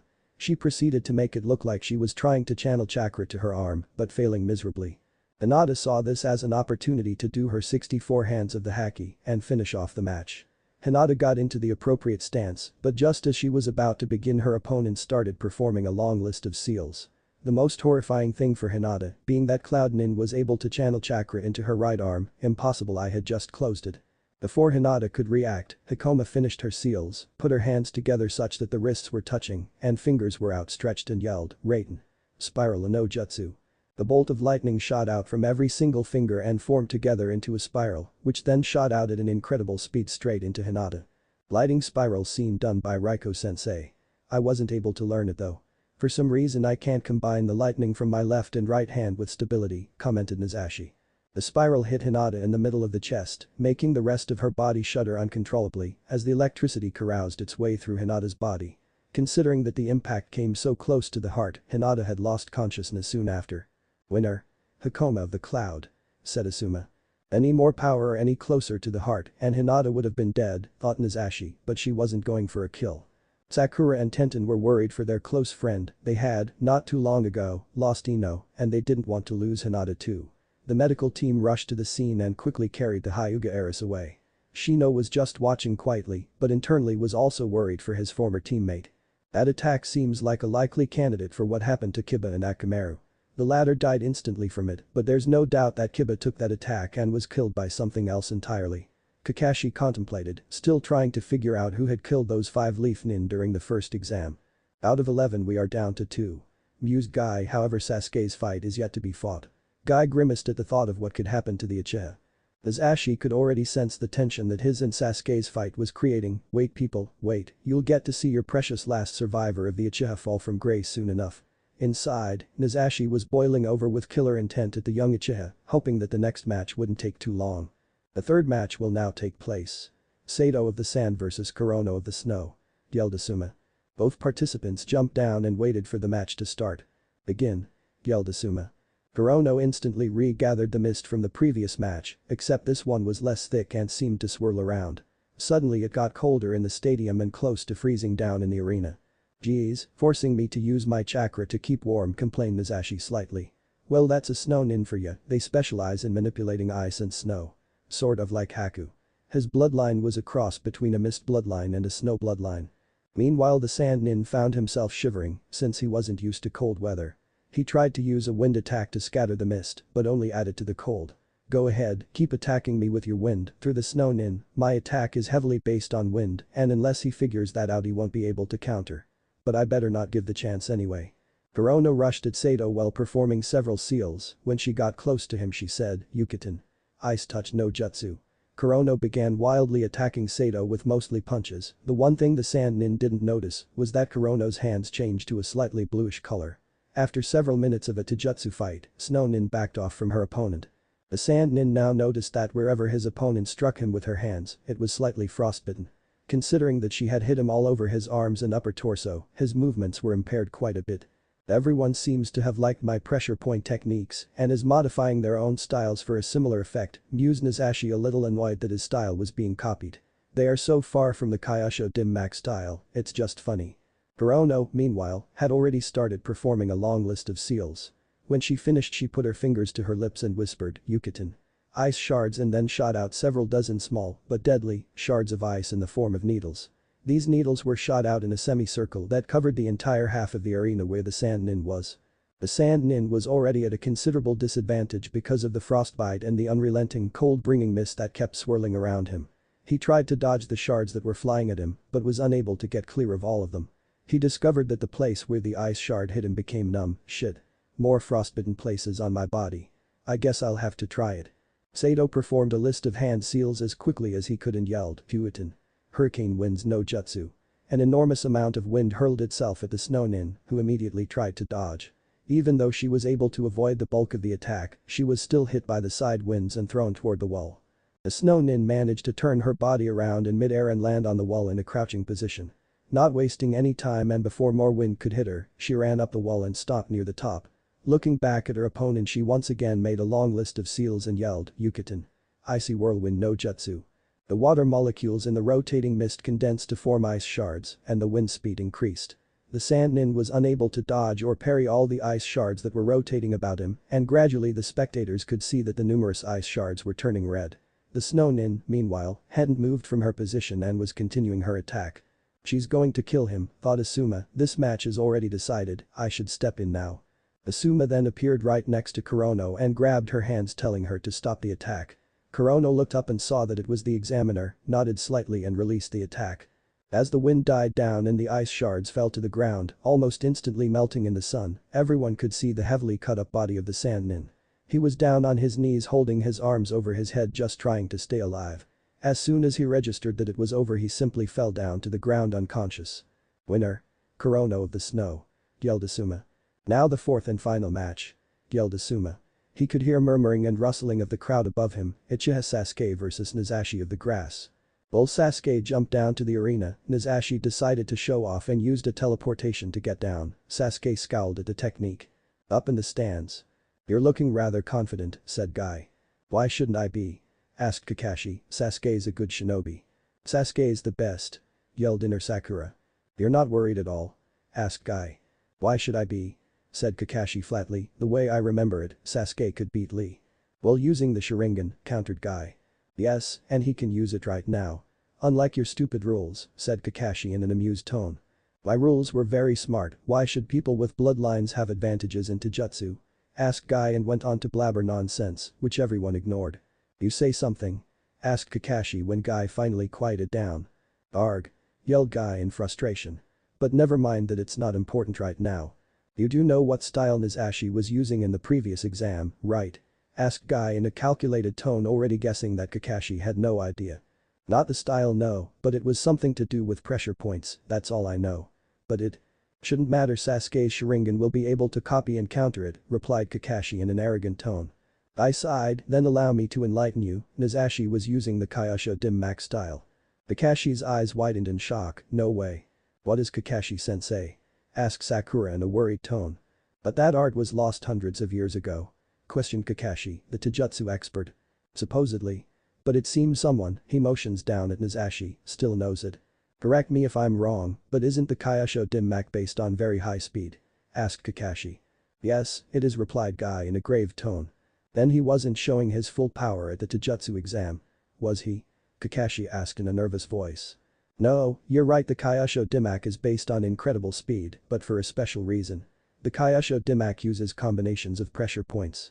To the normal eye it would look like he's pressing one, but in reality he's pressing multiple points. To be able to do that in milliseconds his speed. Well. It is most likely faster than even what I can do. Sakura's eyes widened in horror. Because it is based on combinations of pressure points, Sasuke would have to know where the pressure points are to be able to actually use it. The Sharingan, although probably able to copy the movements, wouldn't tell where the points are or the exact force to press them with, explained Guy in a serious tone. My god. Whispered Kakashi, Sasuke can't fight close range with him then. Exactly, but not only that, we don't know his ninjutsu capabilities either. Said Guy, personally he strikes me as more of a ninjutsu person than taijutsu, said Guy looking over at Nazashi. Well, Sasuke is very well versed in ninjutsu, and said Kakashi somewhat nervously because of what he had just heard. Plus he can copy that guy's. That's right. Sasuke-kun will definitely win. Thought Sakura. I wonder. Thought Guy. Back to the arena. Nazashi and Sasuke gazed at each other, each sizing up his opponent. He's too damn calm, thought Sasuke, and that air of absolute confidence. It's too much like Itachi's. Sasuke's frown deepened at the thought of his brother. Begin. Yelled Asuma and quickly jumped out of the way. Sasuke quickly formed some seals, Kaiten. Hausenka, he whispered, and 5 balls of flame spread their way towards Nazashi, who was doing his own seals. To Sasuke's surprise, Nazashi did the exact same seals as Sasuke and launched his own 5 fireballs to counter Sasuke's. Sasuke was even more surprised when the shuriken that he had planted in the fire clattered down to the ground, deflected by Nazashi's shuriken, which he had also placed into his fireballs. Predictable Sasuke. But how about this? Nazashi repeated his previous seals and sent 5 more fireballs with shuriken at Sasuke. Sasuke calmly prepared to counter-attack the same way Nazashi had done when something very unexpected happened. Halfway to target, the amount of fireballs increased, there were now at least 50 fireballs coming at Sasuke. What the hell? How can he do that? Thought Sasuke. Sasuke had no choice but to put up a wall. I will temporarily lose sight of him, but there's no other way. Doing several seals and slamming his palms on the ground, Sasuke said, Doten. Earth Wall no Jutsu. A massive wall rose out of the ground in front of Sasuke, blocking Nazashi's attack. When the fireballs hit, all but 5 vanished into a puff of smoke. Page Bushin asked Kakashi incredulously, unable to hide his amazement. How can he do that to a fire? The rest were equally shocked. Kage Bushin is forbidden from this village, how could he know it? Wondered Guy. As soon as Nazashi had seen Sasuke start putting up the wall, he did a few seals, stomped his foot on the ground and whispered, Doten. Earth spikes. Everyone was once again shocked when they saw the earth spikes come out of the ground below Sasuke. Better to do it this way so that even if he sees me with his Sharingan, he won't be able to copy, since he doesn't know the secret to performing Doten without touching your hands to the ground. Thank you, Kyuubi, for telling me to take that scroll from that stone nin. When did he have time to do that? Asked a shocked Sakura. We must have been completely distracted by the Hausenka to notice. Replied Guy uncertainty. He didn't even touch his palms to the ground. Mused Kakashi, a bit frightened, could that one be a clone? Sasuke had just blocked the fireballs and had now activated his Sharingan so he could see some chakra forming below him. But still he only had a half a second to jump away before the first spike came out, instantly followed by the next. The spike seemed to know where he was jumping and followed him quite closely. Nazashi noted that even though Sasuke was avoiding the spikes, he was still watching him intently with his Sharingan. Fine then. We'll see how smart you really are. Thought Nazashi as he prepared to execute his plan. Nazashi formed several seals a little slower than usual and placed his palms to the ground, Doten. Land bind no jutsu. The ground then quickly curled up Sasuke's legs and solidified, not letting him move. Before Sasuke could react, Nazashi's foot had already connected with the right side of his face and sent him flying into the nearest wall. However, right after Sasuke hit the wall, he disappeared in a puff of smoke. So he knows Kage Bushin.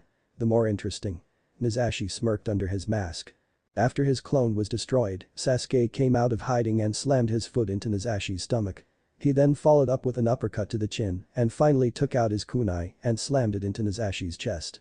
The crowd gasped, Kakashi smirked, and Sakura was overjoyed that Sasuke was able to turn the tables around like that. But their joy did not last long. "Ouch," said Nazashi, "that hurt," and disappeared in a cloud of smoke. "The Kage Bushin," screamed Sakura as her face twisted from a smile to a frown. "All those were done by a clone," muttered Kakashi, unbelievingly. Down below Sasuke was equally surprised, "That's impossible, a Kage Bushin is supposed to break as soon as it's hit."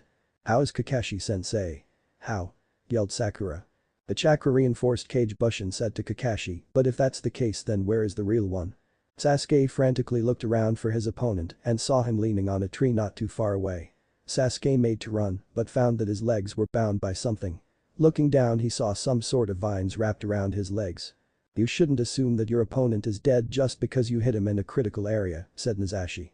Sasuke just glared at him and tried to cut the vines with his kunai, but found that they were as hard as steel. "What the hell?" wondered Sasuke, "and why isn't he rushing at me like he did last time? Oh, I see. He needs a source for these vines, they must be acting as a supplement to the roots of the tree and he'll lose control of them if he breaks control with the tree." Sasuke then did several quick seals and simply said, "Kaiten." Kakaku and shot a massive fireball straight at Nazashi. "So he's figured it out. I could counter, but I'll make it look like I was taken unawares." Nazashi then jumped to the side right before the fireball hit him. Just as Sasuke had predicted, the vines instantly let go, and not losing a moment's time, Sasuke's did a few seals, slammed his palms on the ground, and said, "Doten. Land bind no jutsu." Nazashi expanded his eyes a little bit in an attempt to look shocked. "I knew he was gonna copy me. Now will he do what I think he'll do?" Sasuke did a few seals, put his right hand over his left elbow, yelled, "Chidori," and rushed at full speed towards Nazashi. "Yes. Sasuke, you are so predictable. A coping idiot just like your teacher," laughed Nazashi, but Sasuke couldn't hear his laughter because of the deafening sound of the Chidori.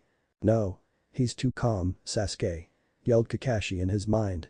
Just as Chidori was about to make contact, Nazashi grabbed Sasuke's wrist and held him there. Sasuke's eyes widened slightly as his Chidori slowly died. Nazashi then whispered so that only Sasuke could hear, "Hey Sasuke, deja vu."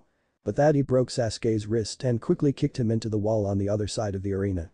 As soon as Sasuke impacted the wall, Nazashi was already there and punched him in the chest, making Sasuke spit out blood. He then kneed Sasuke in the face and punched once again in the stomach, slamming him into the wall, making even more blood come out.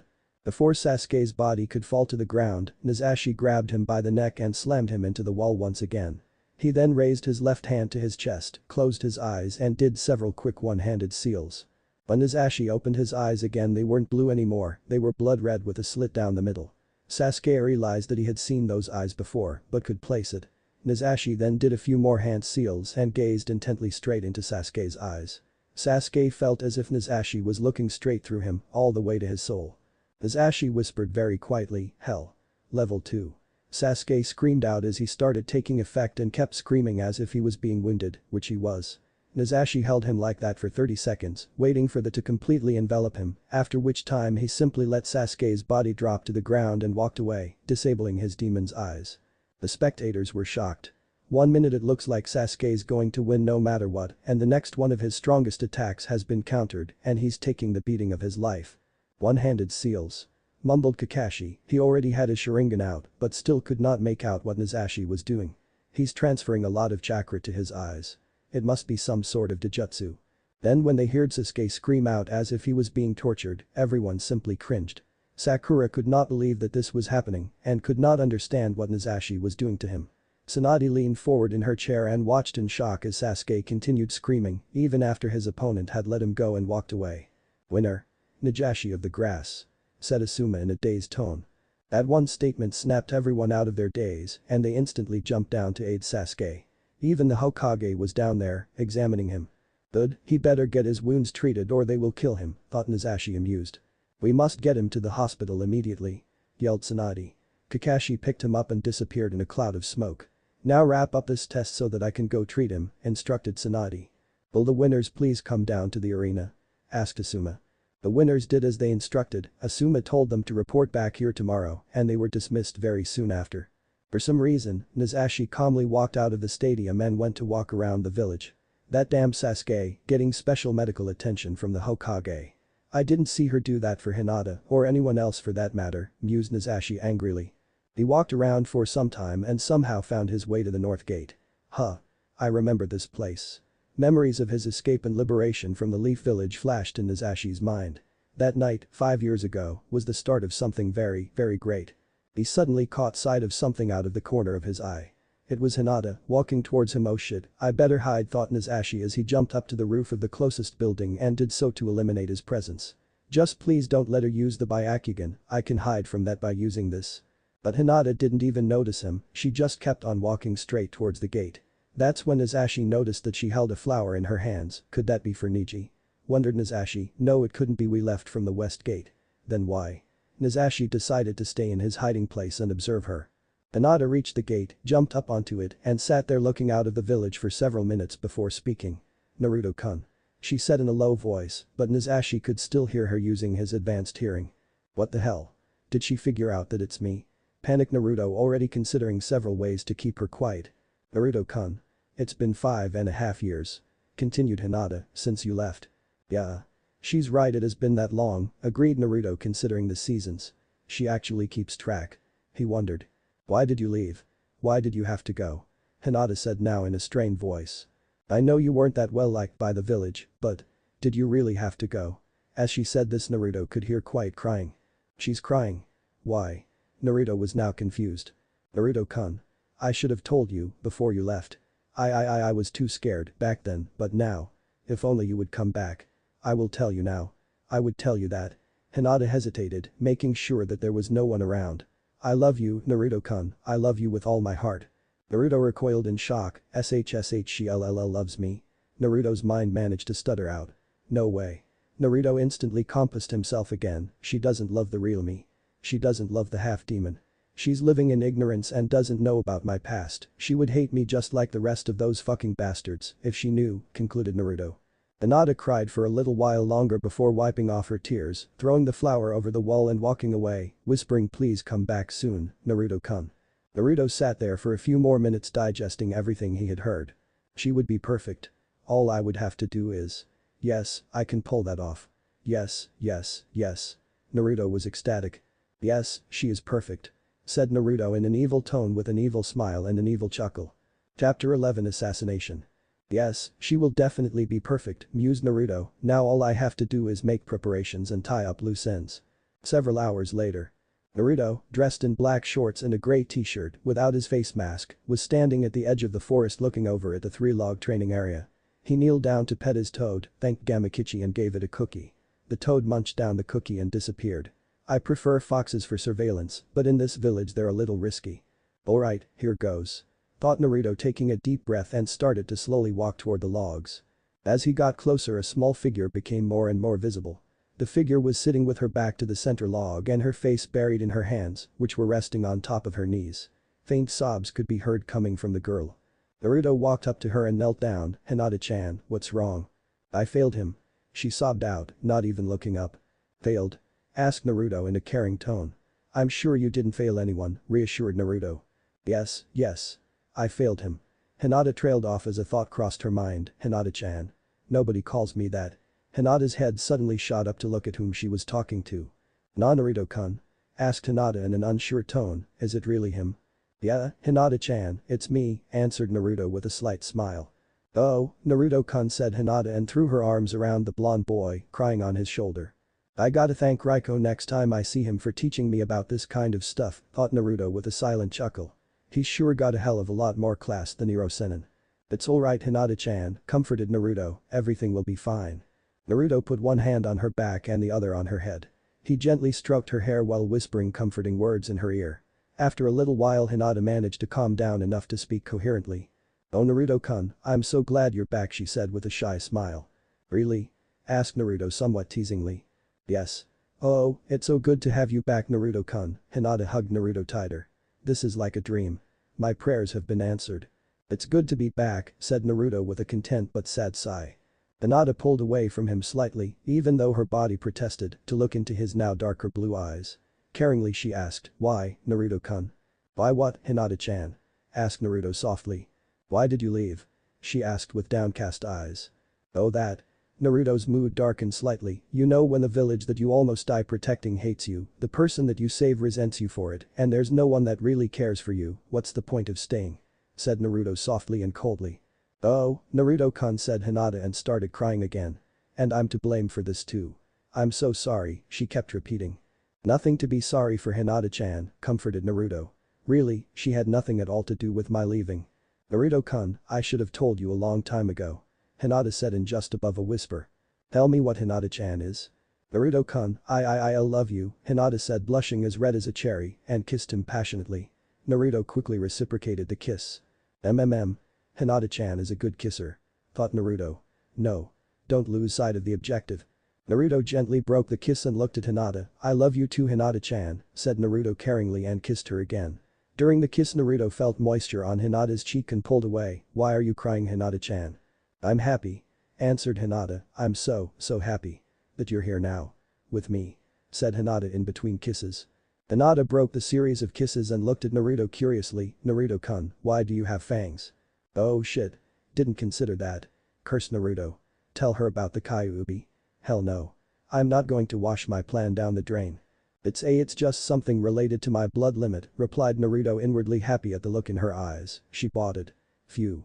Quick save. Not really a lie either. Hinata's look went from understanding to curiosity once again. I'm curious, Naruto-kun, when did you return? She asked of her newfound lover.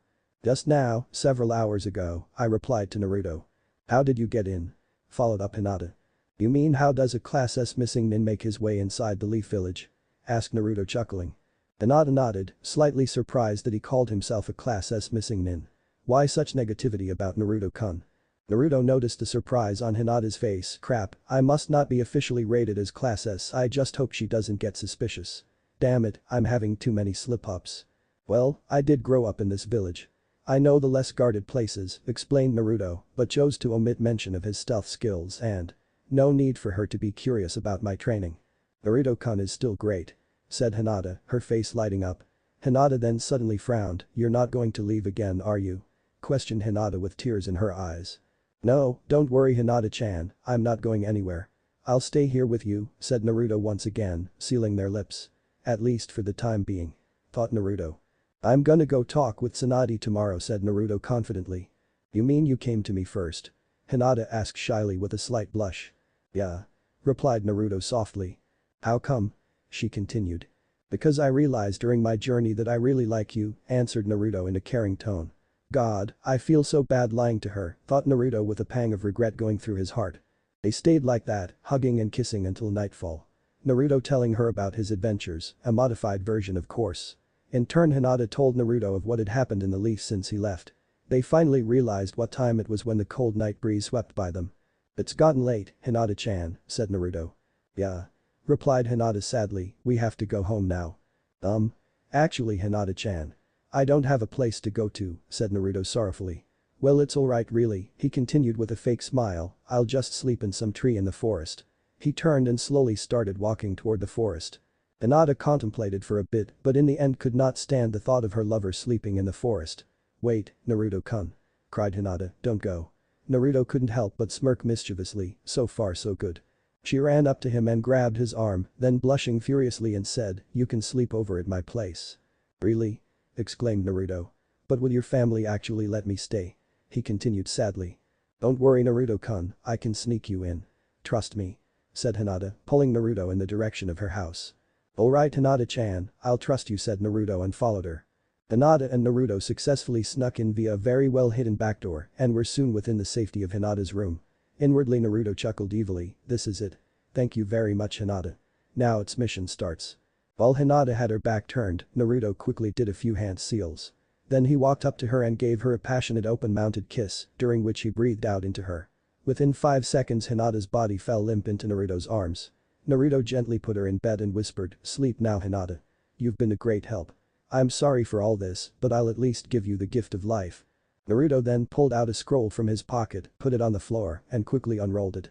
In a cloud of smoke the scroll was gone, but in its place appeared black clothing, a holster, a katana and a backpack. Naruto quickly put all this on and looked very much like he had for the exam with several exceptions. Instead of a kunai he had throwing knives, he also wore a black hat that was specially made to be longer at the back to completely cover all of Naruto's hair and end at the bottom of the neck, and on the top of his left sleeve, he had the emblem of the 9 tails in blood red. Before moving out, Naruto did a final check and grew his nails by several millimeters. Perfect. The conditions couldn't be better. The dark of the night covers me, Tsunade is busy with Sasuke at the hospital, and most of the village is going to be or already is asleep. Well, time to go, thought Naruto, and with a few hand seals he disappeared. Flashback. The mission parameters are simple. You are to assassinate 5 Hyuga clan leaders, and the head of the main family said to Itachi in a cool tone. Simple? You call that simple? Yelled Naruto. The parameters are simple, continued Itachi, I didn't say anything about the execution. Naruto just sighed. That's another reason you're going alone, it will be easier to get one person into the Hyuga manor. Still no response from Naruto. Itachi then hit Naruto upside the head, hey you listening? Damn it. Let me think. Yelled Naruto, I'm trying to memorize their faces here. Not to mention get well acquainted with the manor blueprints. And figure how the hell I'm gonna take on one of the most powerful bloodlines in the world. You can do that later, said Itachi absent-mindedly, I'm just trying to remind you of all the things you have to do on assassination missions. It's not like I haven't done this before, yelled an aggravated Naruto. Itachi paid him no heed, first of all, remember that you'll need to bring back the heads as proof. Damn it Itachi. Screamed Naruto rubbing his temples, you're really not helping me right now.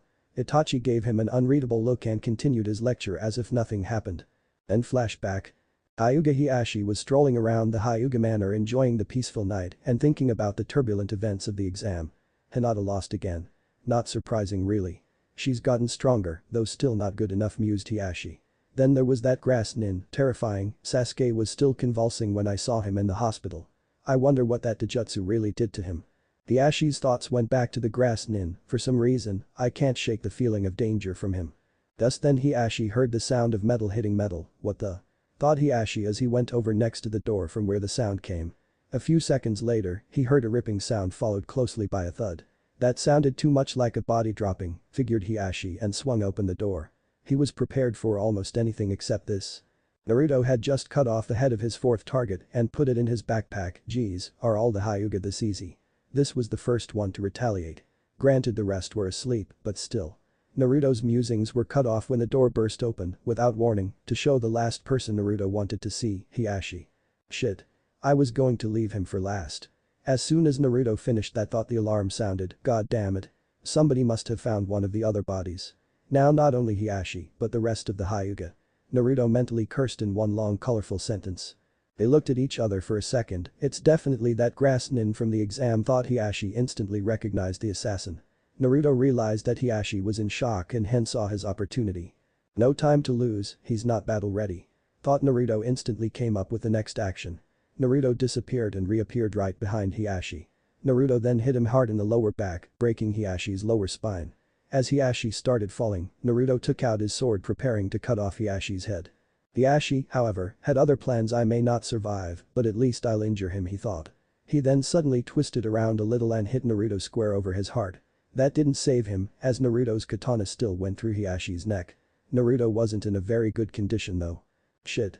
A Hyuga death blow. I can't feel the chakra in my heart. Damn you Heihachi. Cursed Naruto. I'm gonna have to use it then, concluded Naruto as he fell down to his hands and knees. Demon regeneration, said Naruto pulling out Kyuubi's chakra. A thin red cloud developed around Naruto and lingered there for about 2 seconds.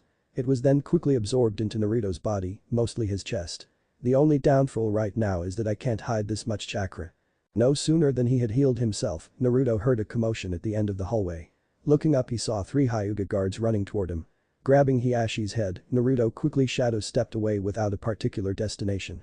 Elsewhere in the Leaf Village, Jiraiya was up to his usual business when he suddenly sensed a certain chakra, that chakra's signature. I'd recognize it anywhere, it's too unique. But what's it doing here? Jiraiya instantly forgot about his previous activities and rushed to find the chakra. Meanwhile, Naruto had shadow stepped into an open field in the middle of the Hyuga manor. Turning around he saw 2 clan leaders running side by side toward him, luck. Without another second's delay Naruto charged up 2 Rasengans behind his back. The Hyuga were so shocked that he had just appeared almost directly in front of them and did not have the time to react properly. So when the Hyuga got close enough, Naruto slammed each Rasengan into one of the clan leaders. Unable to dodge, they took the attack head-on and were thrown back with immense force. Naruto gripped the hilt of his katana and shadow stepped to where the two Hyuga were being blown. Once there he formed a cushion of chakra underneath his feet, unsheathed his already bloody katana and held it at the Hyuga's neck level. Once the Hyuga was right next to him, he used the chakra cushion to rotate himself 360 degrees within half a second. Back to facing his original direction, he instantly sheathed his katana and grabbed both Hyuga by the hair. Just as he did, the momentum from the Rasengans blew the bodies backwards, but the head stayed in Naruto's hands. Knowing he had no time to lose, he quickly put the heads in his backpack along with the rest. By this time the rest of the manor was already awake, so Naruto was being attacked by 24 Hyuga. Shit. Shit. Shit. Curse Naruto, these odds are hard enough, but the Anbu are undoubtedly on their way, and not to mention any other ninja in the area. I don't need that. I can't handle the entire village. Fight off these. Make for the wall.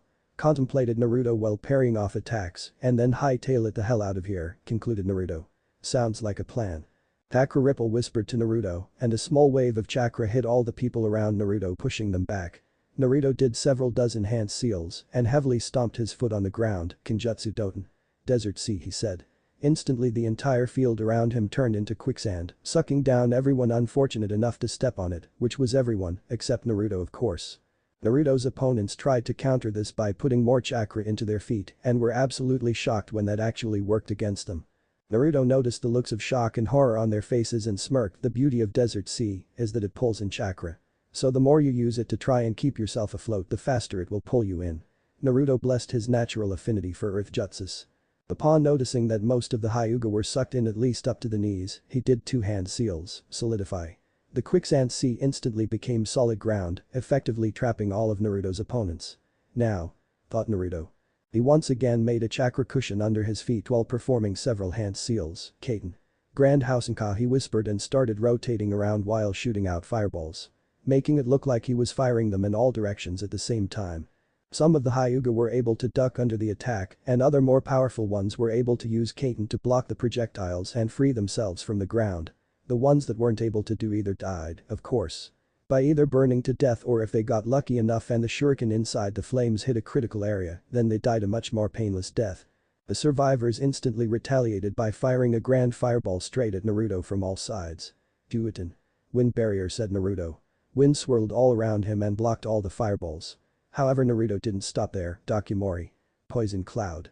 The wind barrier suddenly changed color to green and Naruto made the wind from the barrier move outward in circular motion around himself, consequently spreading out the poison as it went. Naruto had used a high-level poison that needed only touch the skin to take effect. Inhaling it causes dizziness and disorientation, but once the poison has sunk into the skin, which is after about 2 minutes, the person dies. Most of the Hyuga just held their breath and thought that they were safe, some however did actually activate their Kaiten, fully blocking the poison. During the spread of the poison, Naruto had made enough Kage Bushin to match all his opponents and instantly attacked them. The clones that were fighting infected Hyuga just fought to pull time and waited until their opponent died. However, the ones that were fighting the smarter Hyuga all used Cobra Strike, a poison attack where the poison was concentrated in the hands and/or claws. If the opponent was hit, death would be almost instantaneous, since it was Cobra Venom. What Naruto's opponents didn't know was that the clones, for the most part, were merely a distraction so that Naruto could escape. The fact that most of Naruto's enemies either died or were in critical condition didn't bother Naruto the least bit as long as he could get out of there. When Naruto saw his chance for an escape, he instantly took it and made a dash for the wall of the manor. As he was going to jump over, 2 guards tried to stop him but fell dead as Naruto flew by them at an insane speed. Jiraiya had heard the alarm and was closing in on the Hyuga manor, along with at least a dozen Anbu and regular, when he just barely noticed a black figure running at top speed toward the western gate. Figuring that that must be the intruder, he quickly changed direction to chase him. Naruto raced through the village and the gates were soon within his sight. There were at least 10 guards compared to the usual 3. He knew that it would be a long battle if he tried getting out the conventional way, so he jumped down from the rooftops and onto the ground. As he continued running on the ground, he did several hand seals and said, Doten. Ground Reaper no Jutsu. The ground that Naruto had just ran on was lifted up with each passing step, Doten Condense whispered to Naruto. The newly raised ground behind Naruto condensed itself into a boulder. Naruto kept up these 2 until the boulder became about the size of a small house. He then attached as many chakra strings as he could to the boulder and yanked on them with full force. Boulder strike, he yelled and flung the enormous mass straight at the gate. Not surprisingly, the gate and most of the wall around it broke as soon as the boulder had collided with it. The explosion that resulted had caused all the guard ninjas to pass out, and Naruto found that he now had a straight unguarded path laid out in front of him. Once I'm out the gate it's over. Thought Naruto constantly as he kept up his speed even once outside the village. A little over a mile outside the village Naruto stopped, sensing a familiar presence, Itachi Oni-chan. I take it, is it done? He asked. Naruto turned around to find those two familiar crimson eyes staring at him. Yes, answered Naruto in a cold tone, there were complications, but that's usual.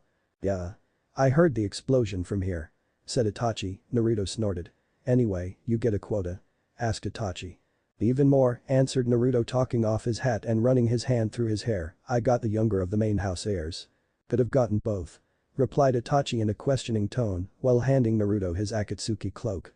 Naruto put it on, but did not answer as he turned his head sideways and sniffed the air. We should get out of here. He said quickly. Damn it. I thought I managed to avoid pursuit. And why of all people does it have to be him? You're not going anywhere. Came a voice from behind Naruto. Let's go, said Naruto, we can outrun him. What are you doing back here after 5 years and in his company? Jiraiya continued questioning. And why the Akatsuki cloak? Mentally questioned Jiraiya. Isn't it obvious? Hiro Sennin. Replied Naruto coldly with a sideways glare at Jiraiya. Could it be? Wondered Jiraiya, have our worst fears come true? Go Naruto. Ordered Itachi, I'll take care of him. What? No, it's my mess. I'll clean it up, protested Naruto. Go. You're battle-worn, you won't be able to handle him, reasoned Itachi in a commanding tone. Leaning his head to Naruto's ear he whispered, deliver the evidence to the Akatsuki and we'll meet up at our usual hotel. Fine, reluctantly agreed with Naruto, then put his hand on Itachi's shoulder and said just loud enough for Jiraiya to hear, make it back safe, Itachi Oni-chan. Jiraiya's eyes widened at the way Naruto addressed Itachi. Naruto gave a last glare at Jiraiya and disappeared into the forest. Jiraiya tried to follow, but was stopped by Itachi, your fight is with me. Jiraiya grimaced a little, but seeing as there was no other way, got into a fighting stance. Chapter 12 Resolution. Itachi and Jiraiya stood in a forest clearing glaring at each other. Itachi already had his Sharingan activated and was carefully watching the Sannin's movements. The wind gently blew by them fluttering their clothes slightly. This will be a difficult fight, mused Jiraiya, almost any that I do he can copy. Suddenly Jiraiya took out 3 shuriken out of nowhere and threw them at Itachi. Itachi instantly countered with 3 of his own. Without a moment's hesitation he performed several hand seals and fired a few fireballs at Jiraiya without even saying the name of the. Jiraiya jumped sideways to avoid the projectiles and started several hand seals of his own, but was shocked when he looked back at the fireballs, they were still coming straight at him. He stopped halfway through and leaped sideways once again, this time however not leaping as far and preparing a barrier. Once he landed, he slammed his palms on the ground and said, Doten. Earth wall. The fireballs were successfully blocked, but Itachi was nowhere in sight. Shit. He used a tracking Hausenka to distract me and hide himself. Just as Jiraiya thought that he sensed a presence behind him and just barely managed to avoid a kick to the head. Itachi then followed up with a spin kick which Jiraiya easily blocked and punched Itachi in the stomach. As soon as that happened though, Jiraiya noticed something wrong, his chakra patterns are abnormal. It's like a being concentrated within his body. Oh shit. Jiraiya could not jump away fast enough before the clone exploded. He was sent flying backward several dozen yards and finally crashed hard into a tree. I should have noticed that his taijutsu speed wasn't good at all, Jiraiya scolded himself for making such an error. Looking up he saw Itachi standing behind the crater left by the explosion. Jiraiya, it seems your skills have dulled, said Itachi. Jiraiya scowled. Here I was, expecting a challenge when facing one of the legendary Sannin. Maybe I should have let Naruto fight you. You bastards kidnapped him after he left the safety of the leaf, didn't you? Asked Jiraiya in a vicious tone. Kidnapped? Questioned Itachi, and safety? He sneered. No, Naruto came with us willingly, Itachi paused for effect, poor kid, he was completely hounded by you assholes. Bullshit. Yelled Jiraiya. He would never come with you. You must have brainwashed him with your Manjikyu Sharingan and that's why he's acting like this. Like how? Killing the people of, as he says, his long-lost village. Itachi continued coldly. He's not the same naive little kid you once knew. He could never have reached the level he is today by staying in that god-forsaken village. Jiraiya's look became even angrier. What? Unhappy? Mad that you had Naruto's potential, but you threw it away? Itachi said coldly. Jiraiya still could not find any words to reply with. We picked him up and developed him to the point where he can develop himself. He is a good fighter, mumbled Jiraiya in agreement thinking back to the exam. Yay. He's a good protege, no? Asked Itachi with the slightest bit of amusement. He'll never be anything like you. said Jiraiya forcefully and instantly stood up. Itachi gazed coldly at Jiraiya, such confidence for someone who knows nothing about him.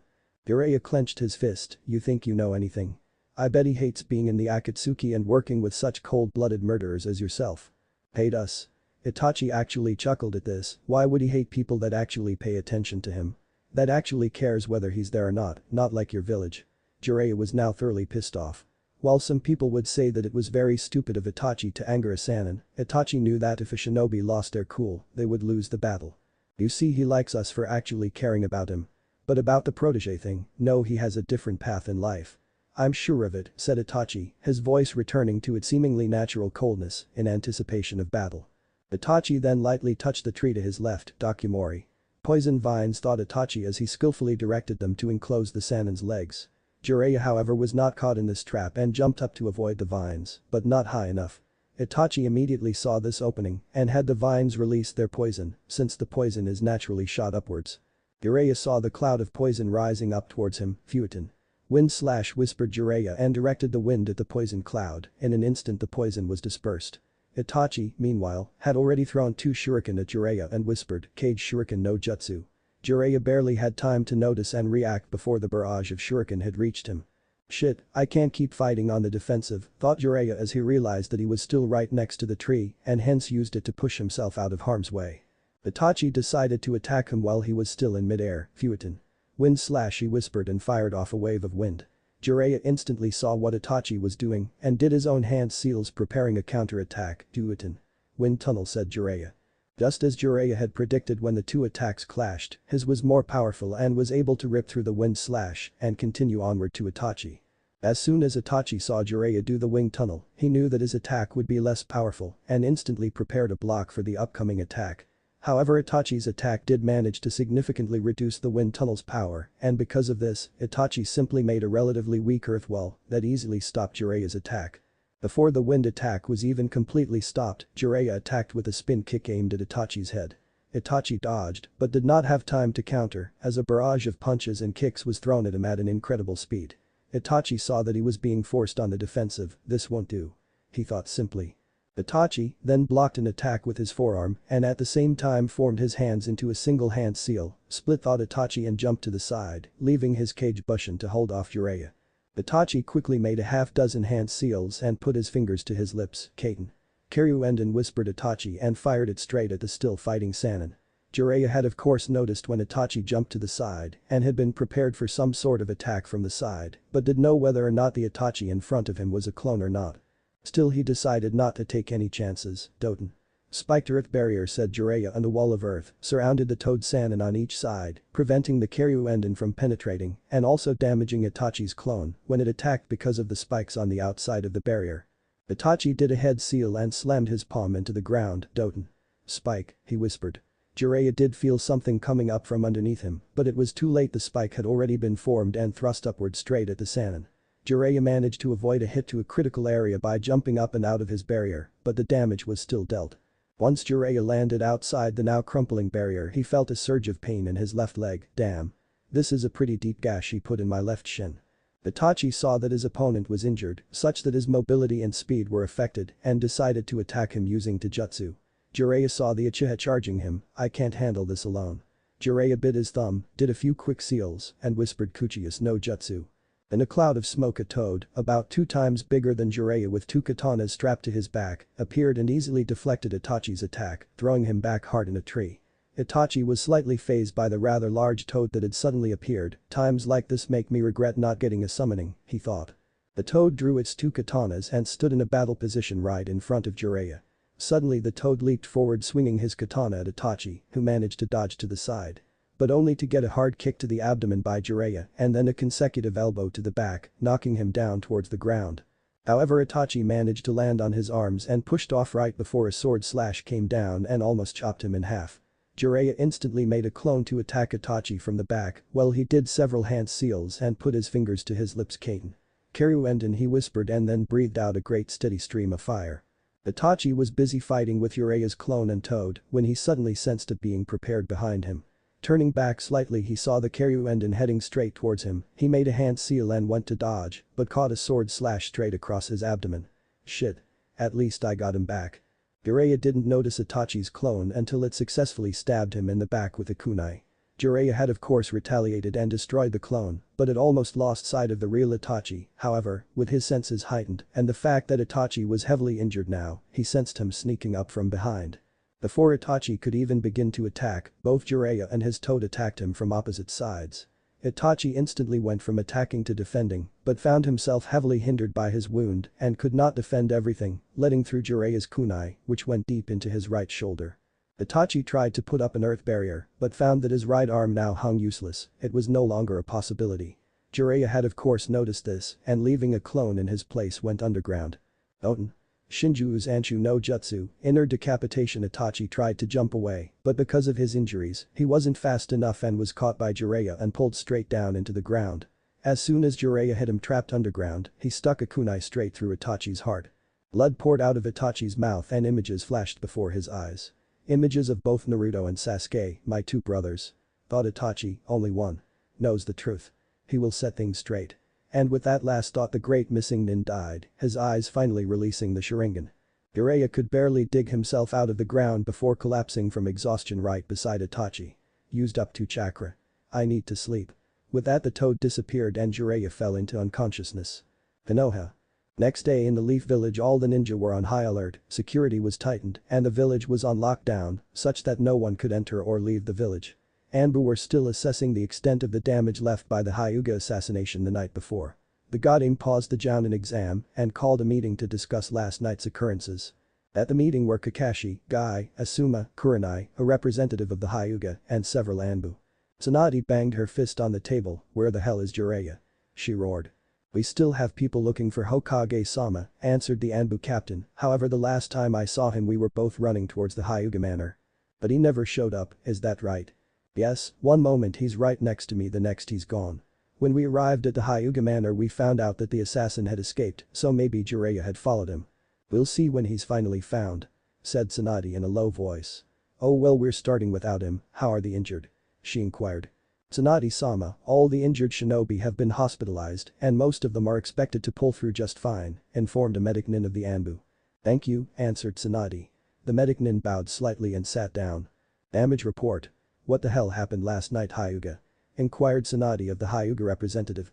It seems an assassin was able to avoid security and get into the Hyuga manor. Hyuga started explaining but was cut off by Tsunade. Tell us something we don't know. She said forcefully. The assassin managed to kill 5 clan leaders, as well as Hyuga Hiashi, the main house leader, and his youngest daughter Hyuga Hanabi. Almost everyone in the room gasped, to be able to kill the leader of the most powerful clan in the Leaf is a feat in itself, but to kill 5 more clan leaders is really something. The Hyuga rep went on to explain that those are the prominent figures that were killed, but apart from them the assassin also took out approximately 24 other Hyuga. He also mentioned that Hyuga Hinata is now in the hospital, the exact reasons being unknown to him.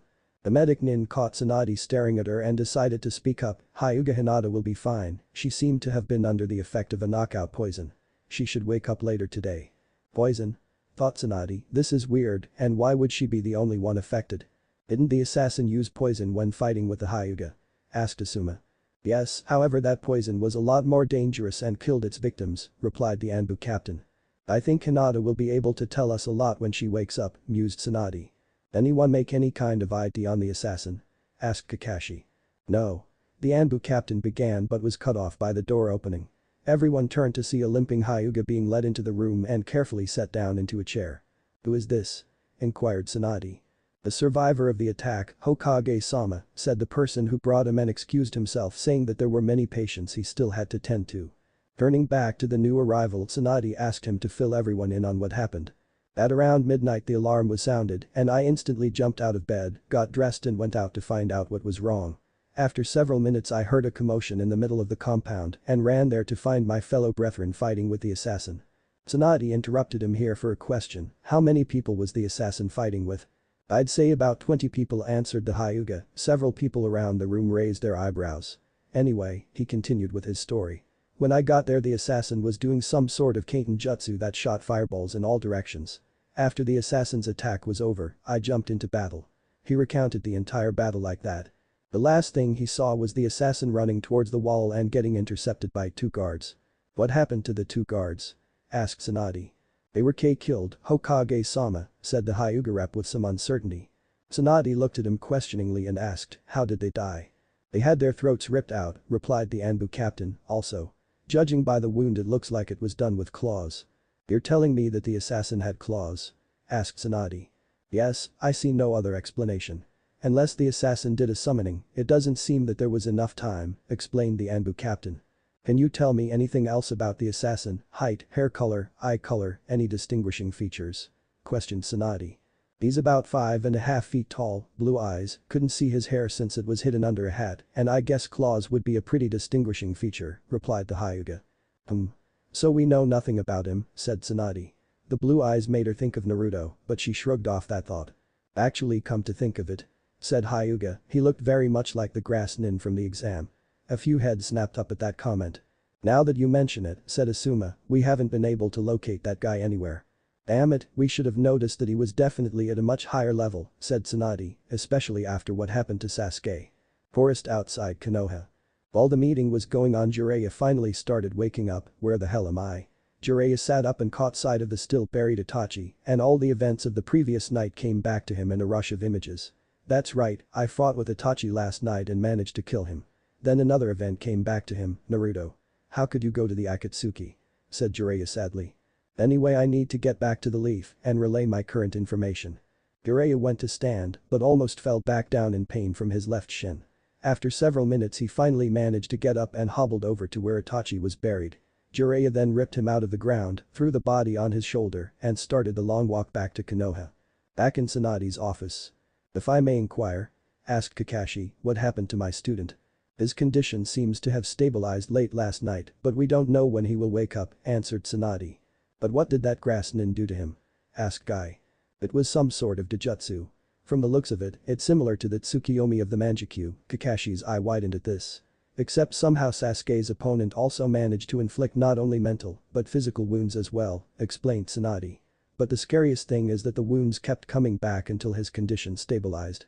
As if the body was self-inflicting the wounds, Kakashi's normally stoic face showed the slightest bit of worry. But how is that possible? Asked Kurenai. I don't know. It shouldn't be, even the Manjikyu isn't powerful enough to affect the mind like that, said Tsunade in deep thought. Okage-sama, are you saying that the grass nin's dijutsu is more powerful than the Manjikyu Sharingan? Asked Guy.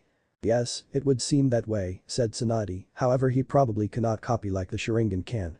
Which is a relief. Approximately when can we expect Sasuke to wake up? Asked Kakashi. I don't know, he seems to have slipped into a coma. So it could be days or it could be months, replied Tsunade. Somehow I'm leaning over towards months. Kakashi was shocked, damn it. I didn't prepare him enough. Kakashi sulked down feeling like he betrayed his student. Then again, who knew he would be fighting such a strong opponent who could possibly be an assassin? Suddenly the door flew open and an Anbu came in. Hokage-sama, we have trouble. Tsunade jumped up from her seat. What is it? She yelled. There have been traps set up throughout the village, but they seem to be made to target the villagers only, explained the Anbu member. What do you mean they only target the villagers? Asked the Anbu captain. The traps are set up in high-density civilian areas, meant to be triggered by simple civilian actions, such as kicking a stone out of the way or yanking on a hanging string, explained the Anbu member. The things that a shinobi wouldn't do. Mused Kakashi. Exactly, said the Anbu member, we have managed to disarm several, but 6 had already been tripped before we were notified. There is a team of Anbu combing the village searching for any more as we speak. Have there been any casualties? Asked Tsunade in a serious tone. The Anbu member looked down, not wanting to meet Tsunade's eyes. Yes, Hokage-sama. How many? 20 dead and at least 30 injured. Damn it. Why do innocents have to die? Said Tsunade angrily. What are the traps like? She asked. They are mostly set to throw kunai, shuriken or throwing knives. Some, however, made a kaiten jutsu come out, explained the Anbu member. Why would the assassin be attacking the villagers? Wondered Kurenai. It makes no sense. It might be a distraction for us, offered Asuma. But why would the assassin want us to distract us now, instead of last night? Asked Kakashi. Perhaps to throw off pursuit by making us think that he is still in the village, said Guy. Just then the door swung open and a beaten-up Jiraiya came in carrying something that looked very much like a body over his shoulder. Hello everyone, he greeted me. Jiraiya asked Tsunade. Not quite. Replied Jiraiya, there were some complications. Complications? Tsunade furrowed her brows. What sort of complications?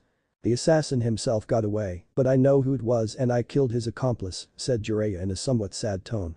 All eyes were now focused on the Toad-Sannin in anticipation. His accomplice was, at this point he dropped the body on the floor, Uchiha Itachi. The absolute shock was evident on everyone's face, even Tsunade could not hide it. They all instantly realized that the assassination was the Akatsuki's doing. So then the Akatsuki was behind everything? Asked Kurenai. Yes, they were behind a lot more things than we know, said Jiraiya, some that we would rather not have happened. What do you mean? Asked Guy uncertainly. Who is the assassin? Inquired Tsunade. The assassin and Itachi's partner is someone we all know. Jiraiya paused a little for effect. Someone we know? Inquired Kurenai, who would join forces with that murderer. You couldn't mean? Asked Kakashi with a wide-eyed smile. Yes, sadly I do mean that, said Jiraiya, his name is Uzumaki Naruto. The people that had just somewhat recovered from seeing Uchiha Itachi dead were thrown back into that state of complete and utter shock after hearing this. Then the Akatsuki has. Oh god. Said Kakashi. The implications were obvious, the Akatsuki now had the power of the Kyuubi at their disposal. It also didn't seem like Naruto cared much for the Leaf Village anymore, instead he now seemed to be a ruthless killer. Naruto wasn't just the assassin, we also saw him before this incident. He was pretending to be the grass nin during the exam, said Jiraiya. Although that was probably a cover to be able to get into the village. We have no chance of getting him back now, do we? Asked Kakashi. No, he's a Class S missing nin now, said Tsunade, and he's also a part of the most dangerous organization in the world. Yes, and it seems that he. Jiraiya trailed off, seemingly unable to finish his thought. What? He's what? Asked Tsunade. I got the impression that he joined it willingly, said Jiraiya reluctantly. What? Yelled Tsunade. Impossible. Why would he ever do that? Well, it seems that the Akatsuki took care of him and accepted him a lot more than the people of this village, explained Jiraiya. And for someone like him, well that's really what he wanted from life. The people? Mused Kakashi. It makes sense. What makes sense? Asked Asuma. The traps left in the village. They weren't for distraction, they were for revenge, said Kakashi in a cold tone. What traps? Asked Jiraiya. He explained about the traps found all over the village that were aimed at harming only civilians. Yeah, that would probably have to be him. He even glared at me when I simply tried to talk to him and. Said Jiraiya, but trailed off again as he remembered what Naruto called Itachi. And what? Asked Tsunade. Nothing. There just seemed to be a lot of hater in his eyes, said Jiraiya lost in thought. Damn and Jiraiya. Tell me exactly what happened. Roared Tsunade. Jiraiya cringed a little then reluctantly continued, well. It's about how Naruto referred to Itachi before they parted. Seeing that everyone was confused and that Tsunade seemed to be getting even angrier, Jiraiya decided not to test her patience, he called Itachi Ani-chan. What? Said Kakashi. Naruto looks up to Itachi that much. Could be, answered Jiraiya plainly. Then it is possible that he joined willingly and used Kurenai. Well then let's hope that Naruto isn't like Itachi's real brother, said Guy. Since he's bound to find out what Jiraiya did to Itachi. This is indeed a serious problem, but for now he's gone and will probably not come back here for some time, said Tsunade. So we have to focus on the things at hand, and that is rebuilding. Also we can't leave this subject of the assassin in ambiguity for the rest of the village, said Tsunade. But we cannot tell them that the assassin simply got away, countered Guy. No. That is why I propose that we reveal Itachi to be the assassin, said Tsunade. And lie to the village? Protested the Hyuga rep. Not necessarily, explained Tsunade, we did kill one dangerous missing nin, and as Jiraiya said Itachi was Naruto's accomplice. Also the fact that Itachi was apprehended should make the village happy. Several people were still reluctant but understood that the village's reputation would be affected greatly if they said that the assassin had escaped.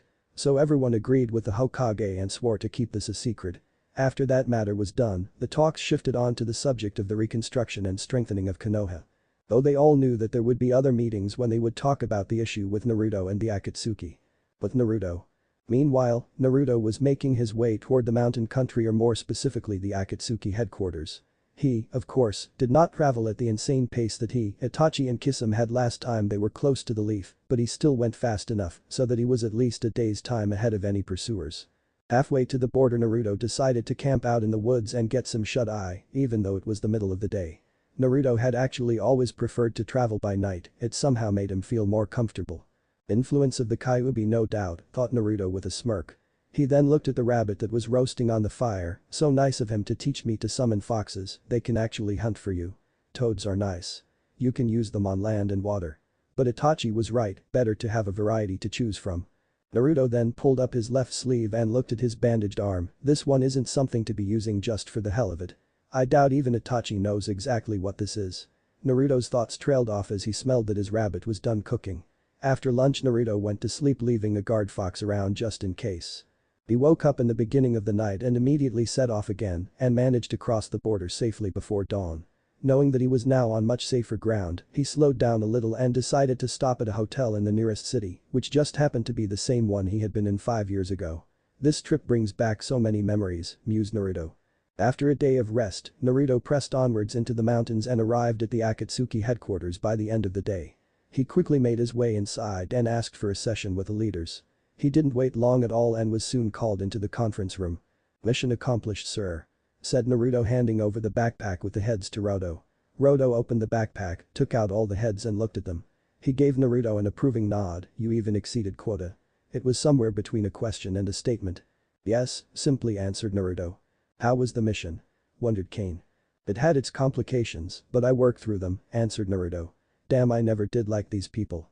It sometimes seems like they want to rip the Kyuubi's power out of me." "Yes, but such is life, isn't it?" said Roto coldly. Naruto merely nodded slightly. Roto then gave Hijeko the signal to pay Naruto. "Alright, as was promised, 300,000 yen for the quota, 50,000 per head," said Hijeko, giving Naruto the money in a suitcase. Naruto continued looking at him intently. "Give him 100,000 for the extra head," said Roto. "What? Isn't that a bit too much?" asked Hijeko. "No, not for an heir of the main house it isn't," continued Roto. "Alright," agreed Hajak and gave Naruto another small suitcase. Naruto bowed and turned to leave. "Wait, Naruto," said Kane. Naruto promptly turned around and looked at Kane. "You will be hunted within the next few months, so while you have this next week free you need to return before it's finished and we will find you a place to lie low for a bit." Naruto nodded in understanding, bowed again and left.